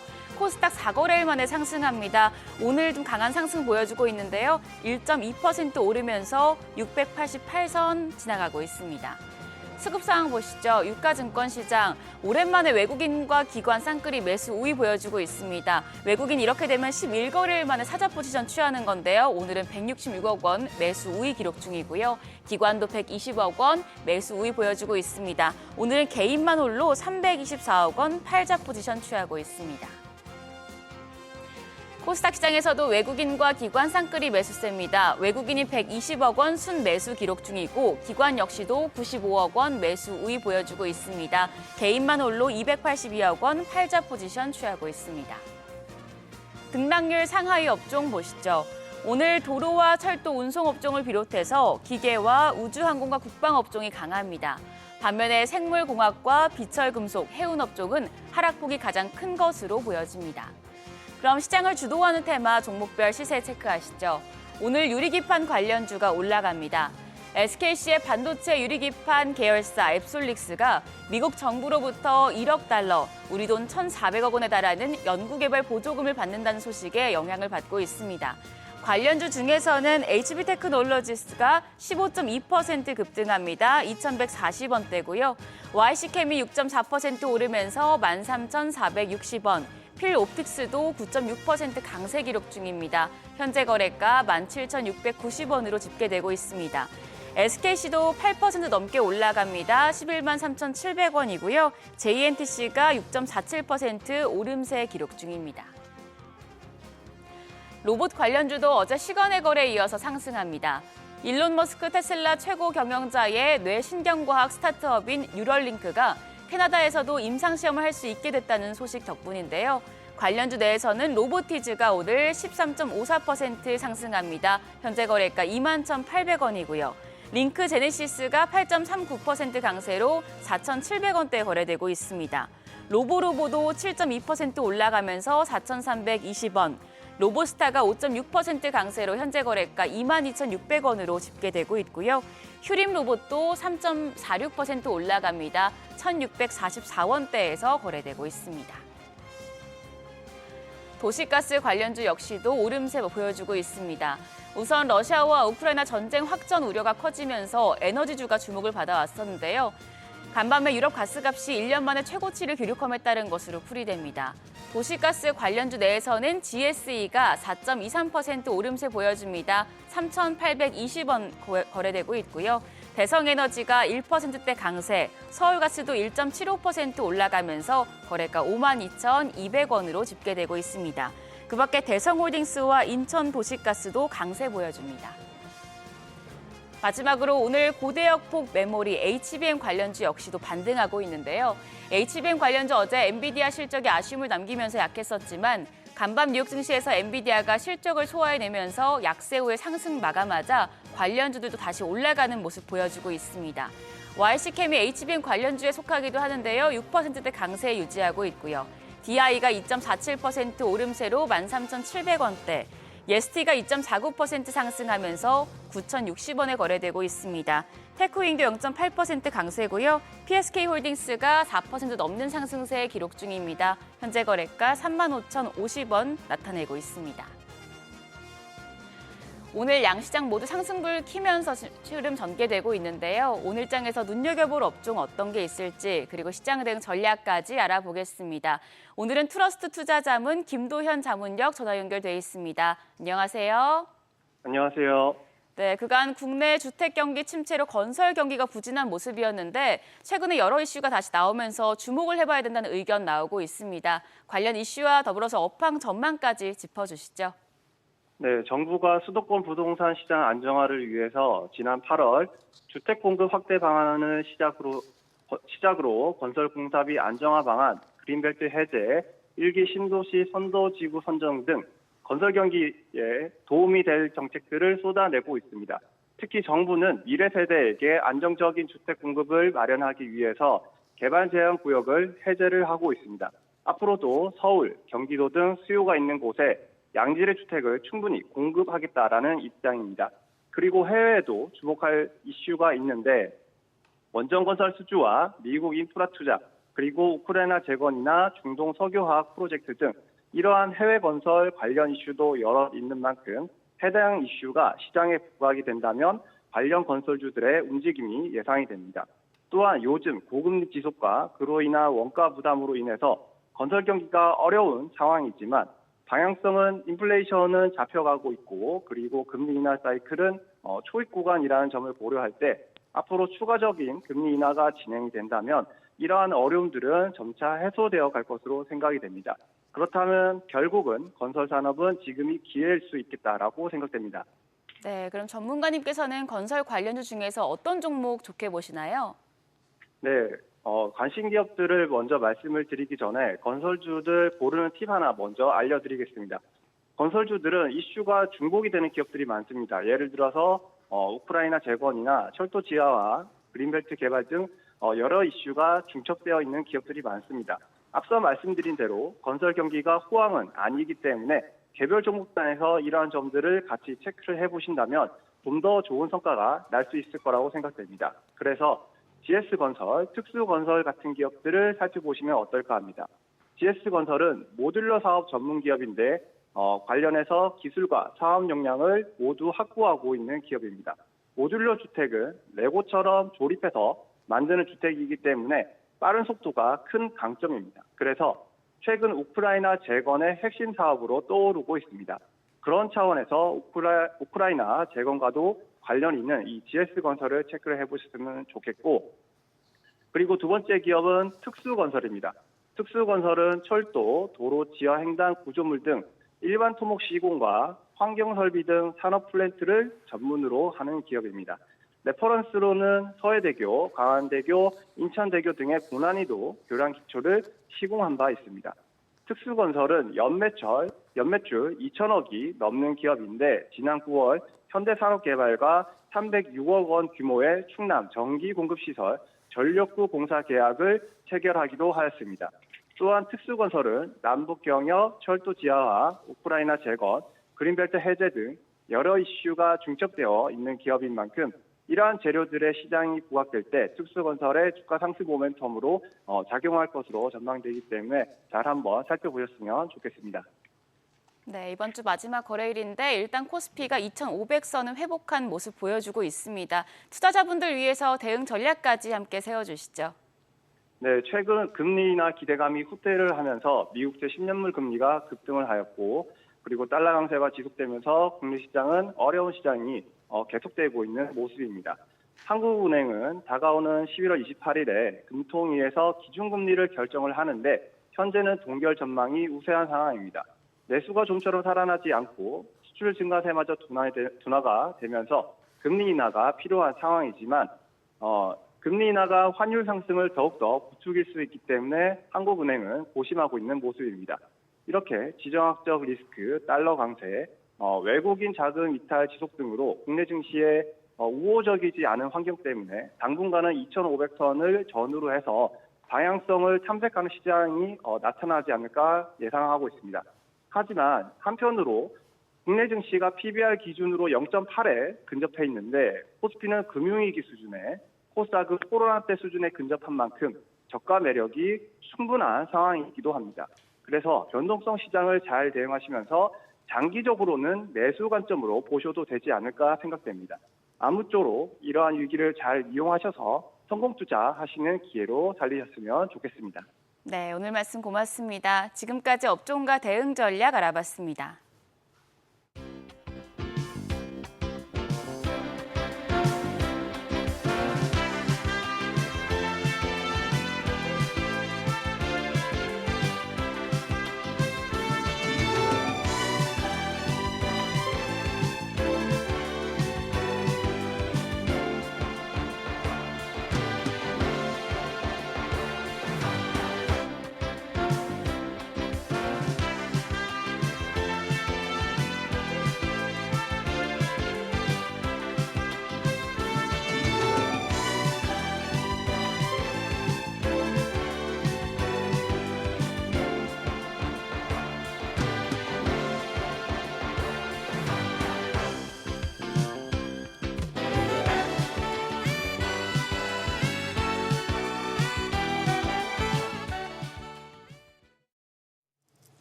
요즘 아파트값 상승세가 주춤하는 와중에 매수세가 줄면서 부동산 시장에 찬바람이 불고 있습니다. 이제 올해도 얼마 남지 않은 상황에서 벌써 내년 보유세 걱정하는 분들 많으실 것 같은데 정부가 공시가격 현실화율을 동결하기로 했지만 아파트 가격 이미 오를 만큼 올라서 또 보유세가 대폭 오를 것으로 전망되고 있습니다. 네, 지역마다 어느 정도로 오를지 또 궁금하실 텐데요. 부동산 이슈 함께 짚어보겠습니다. 송승현 도시화경제대표 자리했습니다. 네. 어서 오세요, 송 대표님. 네, 안녕하세요. 예. 네. 이 부동산 시장, 특히 아파트 쪽은 뭔 바람이 네. 찬바람이 불었다가 또 네. 금방 또 뭐 네. 열풍이 불었다가 네. 아니 이거 보유세 얘기부터 한번 해볼게요. 네. 지금 이게 네. 공시 가격 현실화율이 2년 연속 동결됐다. 이거는 집 갖고 계신 분들한테 좋은 소식이고. 네. 근데 문제는 집값인데 이게 이제 집값이 오른 만큼 보유세도 올라간다는 거 아닙니까? 네, 그렇죠. 어느 정도 오르는 거예요, 지금? 지금 이제 그 집값에 대해서 집값이 최근 들어서는 작년 대비했을 때 또 올해 기준으로 보면은 예. 집값이 많이 올랐거든요. 네. 그거에 이제 오른 가격에다가 우리가 뭐 세율이라든지 뭐 여러 가지를 곱하게 되죠. 네. 그러면 그걸 가지고 보유세를 산정을 하게 되는데 말씀하신 대로 걱정이 많이 되죠. 왜냐하면은 최근에 매수세도 많이 줄었잖아요. 그러니까 찬바람이 좀 불기도 하고 뭐 따뜻한 바람이 불었다라는 뭐 그런 평가들도 있었는데 집값은 오른 것 같은데 또 거래량은 줄어들고 또 이런 매수세가 줄어들다 보니까 내가 그 주택은 나중에 매각을 해야 되는데 팔리지 않게 되면 보유 세금만 계속 내는 그런 구조가 글쎄. 예, 네, 돼버리거든요. 네, 네. 지금 보유세를 걱정을 해보는 게 앞서 계속 우리가 이제 뭐 경제에 대해서 뭐 진단도 많이 하시는데 지금 세금을 너무 또 많이 납부하게 되면은 쓸 돈이 없잖아요. 예. 그러니까 집값이 오르면은 원래 그 돈을 가지고 내가 소비도 하고 해야 되는데 세금이 올라가게 되면은 그 이제 세금 걱정 때문에 또 소비를 또 줄이게 된단 말이에요. 그래서 이런 걱정 때문에 정부가 이런 뭐 기존에 이제 문재인 정부가 계속 그 추진을 했었던 시세 한 90% 정도 근접되는 그 수준으로 가려고 했었는데 이런 부담감을 좀 낮춰주기 위해서 이 시세 반영률을 좀 그 속도 조절을 하는 걸로 보여져요. 그래서 올해 공동주택 아파트로 보면 한 69% 정도. 그래서 작년하고 동결된 그런 수준인데요. 그래도 집값이 좀 올라가다 보니까 부담감이 좀 늘은 지역들이 있어요. 그 는 지역들을 보면 대표적으로 강남하고 또 강북 쪽에는 마용성으로 불리는 그런 네. 지역들, 뭐 이런 지역들이 올라갔습니다. 그래서 지금 강남권의 아파트 소유자들은 그 어떤 공동주택에 대한 그 시세 반영률은 69%로 좀 유지는 됐지만 집값이 올라가다 보니까 한 20% 정도 올라가서 반포의 아크로 리버파크는 21% 올라가서 한 1,400만 원 정도로 예상이 되고요. 그다음 반포 레미안 퍼스티지는 한 38%가 올랐어요. 약 한 39% 정도 되죠. 그래서 작년에 한 950만 원 정도 내셨던 분들이 한 1,300만 원 정도 내야 되고요. 그다음 마포를 보면은 여기도 한 10% 정도 올랐는데 마포 레미안 푸르지오가 작년에 한 239만 원, 약 한 240만 원 정도 내셨던 분들이 한 275만 원 정도, 그래서 15% 정도 상승을 했고요. 그다음에 이 서대문 DMC 레미안 이편 세상도 작년에 한 100만 원을 안 냈었는데 올해는 한 14.5% 정도 올라서 약 한 103만 원 정도 내는 그런 상황이 됐습니다. 그거에 비해서 이제 또 지방권은 또 양극화가 나타나서 지방은 오히려 또 보유세가 떨어졌어요. 하락세가 지속이 됐거든요. 네. 예, 지금 부산의 실거래가는 0.9% 정도 떨어졌고요. 또 대구도 한 2%, 광주도 한 1.9% 정도 떨어졌습니다. 그리고 수도권에 있는 연립이나 다세대 주택도 가격이 상승을 해서 보유에 대한 세금들 뭐 이런 것들을 생각을 해봐야 되겠죠. 근데 그 뭐 실제로는 이런 부분에 대해서 좀 생각을 해봐야 될 것 같아요. 보유세를 많이 내는 게 좀 부담스러운 건지, 아니면 집값이 올라가는 게 또 걱정이 집값이 안 올라가는 게 걱정인 건지. 그러니까 아까 부산이나 대구 같은 경우는 집값이 안 올라가서 보유세 부담이 떨어졌거든요. 네네. 근데 강남 같은 경우는 집값이 올랐지만 보유세는 뭐 한 몇백만 원 정도 더 내는 거예요. 가격은 수억씩 튀어 올라갔는데, 그러니까 뭐 투자자라든지 또는 내 집 마련하시는 분들이 이게 세금에 대한 그 걱정들이 뭐 집값이 올라가는 건 또 좋은데 또 세금은 또 덜 내고 싶고 또 뭐 이게 뭐 다 같은 마음이긴 한데 또 지방에서는 오히려 반대로 좀 세금을 오히려 좀 더 내더라도 집값이라도 좀 올랐으면 좋겠다, 그런 마음들이 교차들이 좀 많이 되고 있는 것 같습니다. 사실 보유세도 좀 미실현이익에 대한 네. 세금이다라는 생각이 드는 게. 그렇죠. 그래서 너무 예. 과한 세금에 대해서 좀 뭐 불만들이 많죠. 뭐 예. 미국 같은 경우는 취득한 시점을 기준으로 해서 이제 보유에 대한 세금들을 내는데 우리나라는 예. 집값이 올라간 그 그러니까요. 상황에서 이제 세금을 예, 내고 하다 팔지도 보니까 않는 상황에서. 예, 그래서 예.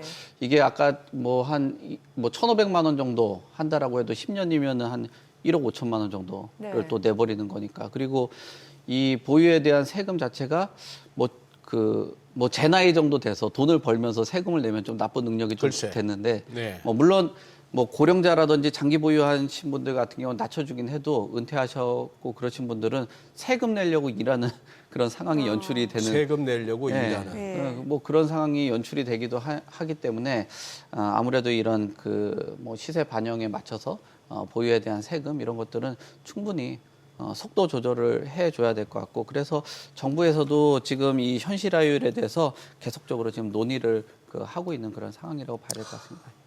일론 머스크가 소위 말하는 그 정부 효율부 예. 그 수장으로 임명되면서 네, 네. 정부 지출 가운데 2조 달러를 줄이겠다. 네. 쓸데없는 연방기관 네. 뭐 한 100개 내로 확 줄이고 네. 눈먼 돈 새 나가는 것만 네. 줄여도 네. 저 우크라이나에 갖다 붙는 것만 줄여도 네. 뭐 그런 식인데 네. 우리도 아닌 말로 눈먼 돈 얼마나 보입니까? 저거 다 내 세금인데 싶은데 일론 머스크도 가시는데 한번 예? 일론 머스크 아이고 뭐 머스크 동생이네 하고 놀아주겠어요. 그나저나 네. 잠깐만요. 나는 우리나라는 좀 편하게 살면 안 되나? 저 아까 84제곱미터 네. 레미안 퍼스티지 예, 예. 반포에 예. 아크로 리버파크 아니면 아니 그 레미안 밑에 파크? 거 두 번째 아. 거. 네, 두 번째 거. 저 몇 평이에요 저게? 지금 84제곱이면 전용이 저 면적이면은 실제로 사용하는 거는 뭐 한 34평 뭐 34평 정도 리즈너블하네. 그러면은 100제곱미터 초반 되겠죠. 예, 한둘 하고 같이 살만 하고. 네. 그래요. 저기 지금 그러면 얼마짜리예요, 저게? 시세가? 시세가 지금 뭐 지역마다 좀 다르겠지만 평당 한 1억 정도 하니까 한 3, 40억 정도는 3, 40억 정도. 네, 그 정도는 되겠죠. 3, 40억 정도 사시는 분이 네. 저거 1년에 한 번 내는 겁니까? 두 번 내는 겁니까, 저거? 1년에 저분들 같은 경우는 뭐 재산세라든지 그다음에 종합부동산세 뭐 이런 거. 재산세 따로, 종합부동산세 네, 그렇죠. 따로, 또 보유세 충분히. 따로 네, 그런 부분들 내야 되겠죠. 네. 세금 내다가 네. 세월 다 보내는구나. 네. 그 이제 또 거기에 그래도 저 집은 어디 가서 내가 저기 산다 하면은 뭐 다들 와 이렇게 턱이 떡 벌어지고. 근데 또 건강보험료라든지 이런 것도 어우, 또 적용이 그러니까. 또 되니까요. 네. 죄네 죄. 네? 좋은 집에 사는 게. 죄 좀 지어 봐야죠. 죄 짓고 싶다. 죄 짓고 싶다. 아니 근데 지금 시장 자체가 좀 거래량이 좀 많이 줄었어요. 네. 특히 서울 아파트 거래량이 많이 줄었다면서요. 예. 그러니까 그런 부분에 대해서 걱정을 하는 거예요. 저는 이제 보유세에 대한 부담감들이 커지면은 시장에서 내놓고 좀 매각을 해서 그 돈을 가지고 여유자금을 좀 마련해서 노후 대책을 하려고 해도 저런 이제 국내 부동산 시장의 변동성이 굉장히 좀 강하다 보니까 이런 부분에 대해서 좀 부담스럽게 작용하겠죠. 지금 실거래가 지수를 보더라도 최근 들어서 마이너스 전환을 했거든요. 이게 9개월 만에 하락한 그런 흐름이라고 볼 수 있을 것 같고요. 특히 서부권에서는 마이너스 0.09% 정도 하락을 해서 서울 안에서도 조금 가장 그 하락폭이 두드려졌다라고 볼 수 있을 것 같아요. 이런 원인들을 보면은 역시나 서부권 같은 경우를 비롯해서 서울 외곽 지역들은 대출에 대한 규제가 좀 강하다 보니까 9월부터 스트레스 DSR이 들어오고 나서 그런 스트레스 DSR의 영향이 이제 그 발현이 지금 되고 있다라고 봐야 될 것 같고요. 그래서 거래량도 8월에는 한 6,400건 정도 됐던 거래량이 지금 한 반토막 정도 돼서 지금 10월에 17일 기준으로 했을 때는 3,200건 정도 그 흐름이 나오고 있습니다. 그래서 지금 실거래가 추이들이 저 정도 이제 추이가 좀 약간 마이너스로 전환을 했으니까 이제 0 밑으로 떨어진 겁니다. 예. 네, 예. 저 항상 긴장이 돼서 저게 플러스 0.01이라도 돼도 앞에 부호가 마이너스 오케이. 확인이 되셨죠? 이제 진짜 예. 떨어진 거네. 네, 지금 떨어졌기 때문에. 근데 이제 저게 전 실거래가를 중심으로 해서 된 거니까 기존에 있었던 뭐 집값에 그 오랫동안 누적됐던 피로감, 뭐 이런 피로감들로 인해서 좀 흐름이 떨어졌다라고 봐야 되겠죠. 그리고 전반적으로 봤을 때 뭐 이제 10월, 11월, 12월 이런 기준을 보더라도 계절적인 요인들이 좀 영향을 미쳤다. 그러니까 겨울철에는 뭐 주식하고는 좀 다르게 아파트는 실제로 뭐 임장도 하고 집도 보고 하잖아요. 예, 그렇죠. 네, 그러니까 활동이 좀 움츠려지다 보니까 또 연말쯤 되면 저런 실거래가 추이가 좀 떨어지는 경향들도 나타나고 있습니다. 예. 즉 3번 질문 정민 씨가 해주세요. 네. 맨날 저한테 이렇게 부정적인 질문이 떨어지네. 아하하. 네, 네. 한참 왜 그 얼주가처럼 네. 아파트도 신축, 네. 무조건 신축이라는 네. 단어가 뭔지 기억이 안 나는데. 얼죽신. 아, 얼죽신. 네. 오늘 열일을 하시네요. 얼죽신. 근데 지금 이게 신축 하락폭이 더 클 수도 있다. 이런 얘기는 어디서 나온 건가요? 네, 뭐 지금 신축이 너무 많이 올랐기 때문에 그런 얘기들이 나오는데 뭐 그런 얘기를 하죠. 뭐 얼어 죽어도 신축이다 그러는데 지금은 이렇게 신축이 더 떨어지게 되면 또 얼어 죽을 신축이다 또 이런 말들도 얼어 또 죽을 신축. 자칫 잘못하죠. 네, 그런 얘기가 나올 정도로 지금 뭐 이거 신축에 대한 그 열기가 좀 식었다라고도 평가를 하는데 그래도 신축 아파트의 열기는 이어진다라고 저 개인적으로는 판단을 하고 있는데 네. 이런 열기가 식었다라는 거는 기존의 분양권이라든지 입주권에 대한 가격이 많이 올라가서 그런 가격 오른 새에 비해서 좀 떨어졌다인 거지. 그래도 신축 아파트에 대한 선호도는 여전히 있습니다. 역시나 쫓아가기 힘든 가격이다 보니까 거래량도 좀 축소가 되고 그리고 가격도 떨어지는 건데 항상 뭐 얘기하시는 것처럼 10억짜리가 20억 됐다가 뭐 18억 됐다라고 해가지고 그게 떨어진 거로 봐야 될지 글쎄 말입니다. 네, 아닌 거로 봐야 될지 그만큼 가격이 많이 올랐다라고도 봐야 될 것 같고요. 그리고 신축이 뭐 강남이라든지 인기가 있는 지역들, 뭐 서울의 주요 지역들 같은 경우 신축 선호도는 여전히 있는데 역시나 서울 외곽이라든지 또는 수도권 일대 신축의 프리미엄을 가지고 너무 과하게 올랐던 지역들도 있거든요. 그러니까 수요를 대비했을 때 너무 가격이 너무 높게 측정됐던 곳들 같은 경우는 가격이 좀 조정이 좀 있지 않을까. 그리고 그런 지역들 중심으로 해서 신축 공급들이 많이 일어났던 지역은 공급에 대한 그 리스크가 가격에 영향을 받아서 이런 신축의 하락폭들이 좀 나타나지 않을까 뭐 그렇게 보고 있습니다. 그래서 좀 더 지역적으로 세분화한다라고 하면 서울의 중심권보다는 외곽 지역들 또 수도권 지역들 이런 지역들의 가격 그리고 그 지역들의 공급량들이 너무 많이 이뤄졌던 지역들 이런 지역들은 가격의 하락폭들이 좀 나타날 수 있겠다. 너무 가격이 뭐 신축 프리미엄이 너무 과하게 작용을 했던 곳들은 좀 일정 부분 조정이 될 가능성도 충분히 열려 있다라고 봐야 될 것 같습니다. 네. 저기 송 대표님 그리고 이 재건축이 이제 네. 속도가 하세월이 걸리다 보니까 네. 이제 또 리모델링으로 또 살짝 돌았잖아요 분위기가. 네. 네. 근데 이거 관련해서 좀 갈등이 생긴다는데 네. 뭐 어떤 사례가 있길래 그러죠?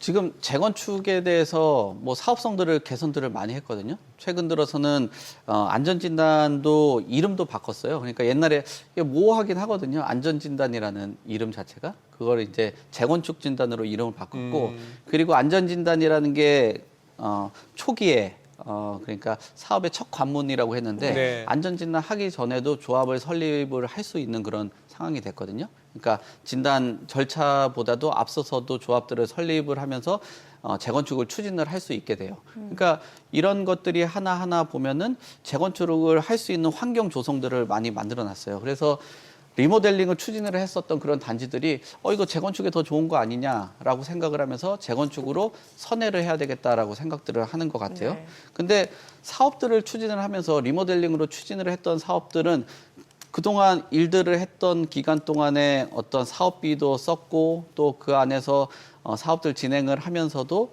뭐 여러 가지 그 의견들을 많이 수렴을 하면서 동의들을 가져왔었단 말이에요. 근데 딱 봐도 리모델링보다는 재건축이 더 좋긴 하거든요. 네. 그 재건축 보면은 아파트도 완전히 새 거고 또 거기에다 정부 입장에서도 보더라도 리모델링보다는 확보할 수 있는 물량들도 많고 그러다 보니까 네. 재건축을 선호를 하는데 지금까지 사업들을 추진을 하는 과정 안에서 그래도 뭐 200%가 넘는 곳들은 사실상 재건축을 하기 어려워서 결국은 재건축보다는 리모델링을 하자라고 하는 그런 상황에서 뭐 재건축에 대한 그 속도도 변경을 하고 또 사업 절차도 완화를 하다 보니까 고심들이 많아진 것 같아요. 그리고 리모델링 단지들을 통합적으로 그 재건축을 하게 된다면 사업성이 좀 올라가는 그런 구조들이 있거든요. 그 네. 중에서도 뭐 용산권의 이촌동 일대 같은 경우는 서울 안에서도 가장 핵심 지역이고 저도 개인적으로 굉장히 좋아하는 그 지역 동네이긴 한데 그 지역에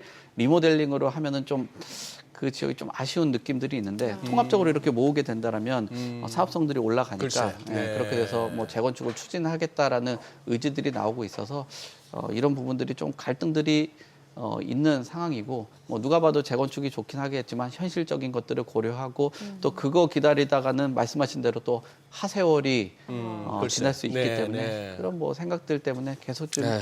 고민들을 하고 있는 것 같습니다. 네. 또 재건축하면은 빼놓을 수 없는 게 일기 신도시인데 다음 주에 일기 신도시 재건축 첫 선도지구 발표되잖아요. 네. 지금 보니까 뭐 주민 이주 지원 계획까지 세웠다고 하는데 네. 이 내용 좀 알려주세요. 뭐 지금 그 이주하게 되면 비용들이 발생되고 네. 또 일기 신도시에 거주하신 분들이 고령자들이 많거든요. 근데 이게 참 뭐 나중에 뭐 말이 좀 막 나올 것 같긴 한데 고령층은 분담금 납부 어려우신 분들 뭐 이런 분들 같은 경우 주택을 교환을 해서 공공주택을 받아가고 아하. 자기 집을 이제 매각을 해서 네. 남는 차익 같은 경우를 이제 분할 지급하겠다. 뭐 이런 얘기들도 있고. 일단 주택연금을 활용을 해서 어떤 뭐 자금을 좀 조달을 하는 거죠. 그래서 저거를 한 70% 정도 인출을 해서 그 돈을 가지고 사업들을 추진하는 거. 그리고 정비 사업에 대한 자금 대출을 보증을 해서 그 돈을 가지고 사업을 하겠다라는 건데 보기에는 뭐 굉장히 좋긴 한데 결국은 자기 재산을 가지고 어떤 사업을 추진을 하는 건데 고령자들의 입장에서는 좀 말이 좀 나올 수도 있겠죠. 딱 보기에는 사업 추진하기 위해서 사업의 속도는 충분히 나올 수 있어요. 근데 뭐 보증해주고 저 돈을 가지고 자기네들은 공공주택 받아가고 네. 그 주택 팔아서 그 돈을 가지고 뭐 분할을 해가지고 돈을 받아가고 뭐 이런 구조 자체가 아직 풀어내야 될 그 숙제들이 많고 또 저 제도에 대해서도 또 고령자들이 많다라는 건 충분히 이해를 시켜줘야지 사업이 진행되거든요. 네. 네. 뭐 민간주택 줘서 공공주택 받아간다 뭐 이런 거에 대해서 일기 신도시 특히나 뭐 분당 같은데 좋은 지역에 있는 그 이주민들이 적극적으로 할지는 좀 고민일 것 같습니다. 그러네요. 네. 예. 알겠습니다. 오늘 내용 잘 들었습니다. 고맙습니다. 네. 고맙습니다. 네. 오늘 코스피가 2,500선 터치하고 지금 이제 안착 과정을 이어가고 있네요. 근데 아쉽게도 이제 개인 투자자분들은 이렇게 시장 오르니까 또 팔고 나가네요. 예. 밑에서 사신 분들이 또 차익 실현한다고 보는 게 편하겠죠. 예. 어쨌거나 지금 삼성전자가 애를 쓰고 있습니다. 21선하고 5일선이 부딪혀가지고 어쨌거나 열면은 그 다음에는 또 뭐 6만 원대 위까지는 볼 수 있는 건데 그게 쉽지는 않겠죠. 여기서 네. 지금 이제 힘을 모으는 과정이라고 보고 싶습니다. 자, 희비가 네. 엇갈리네요. SK하이닉스는 다시 또 올라가고요. 올라가고. 예. 네. 저희 방송 중에 전해드린 내용과 관련해서 모든 투자 판단의 책임은 투자자분들께 있다는 점 알려드립니다. 네, 세상의 모든 돈 되는 정보 재테크 노하우 머니쇼 오늘은 여기서 인사드리겠습니다. 여러분의 모든 경제 SBS 비즈가 함께하겠습니다. 저희는 다음 주 월요일 오전 8시에 찾아뵙겠습니다. 고맙습니다.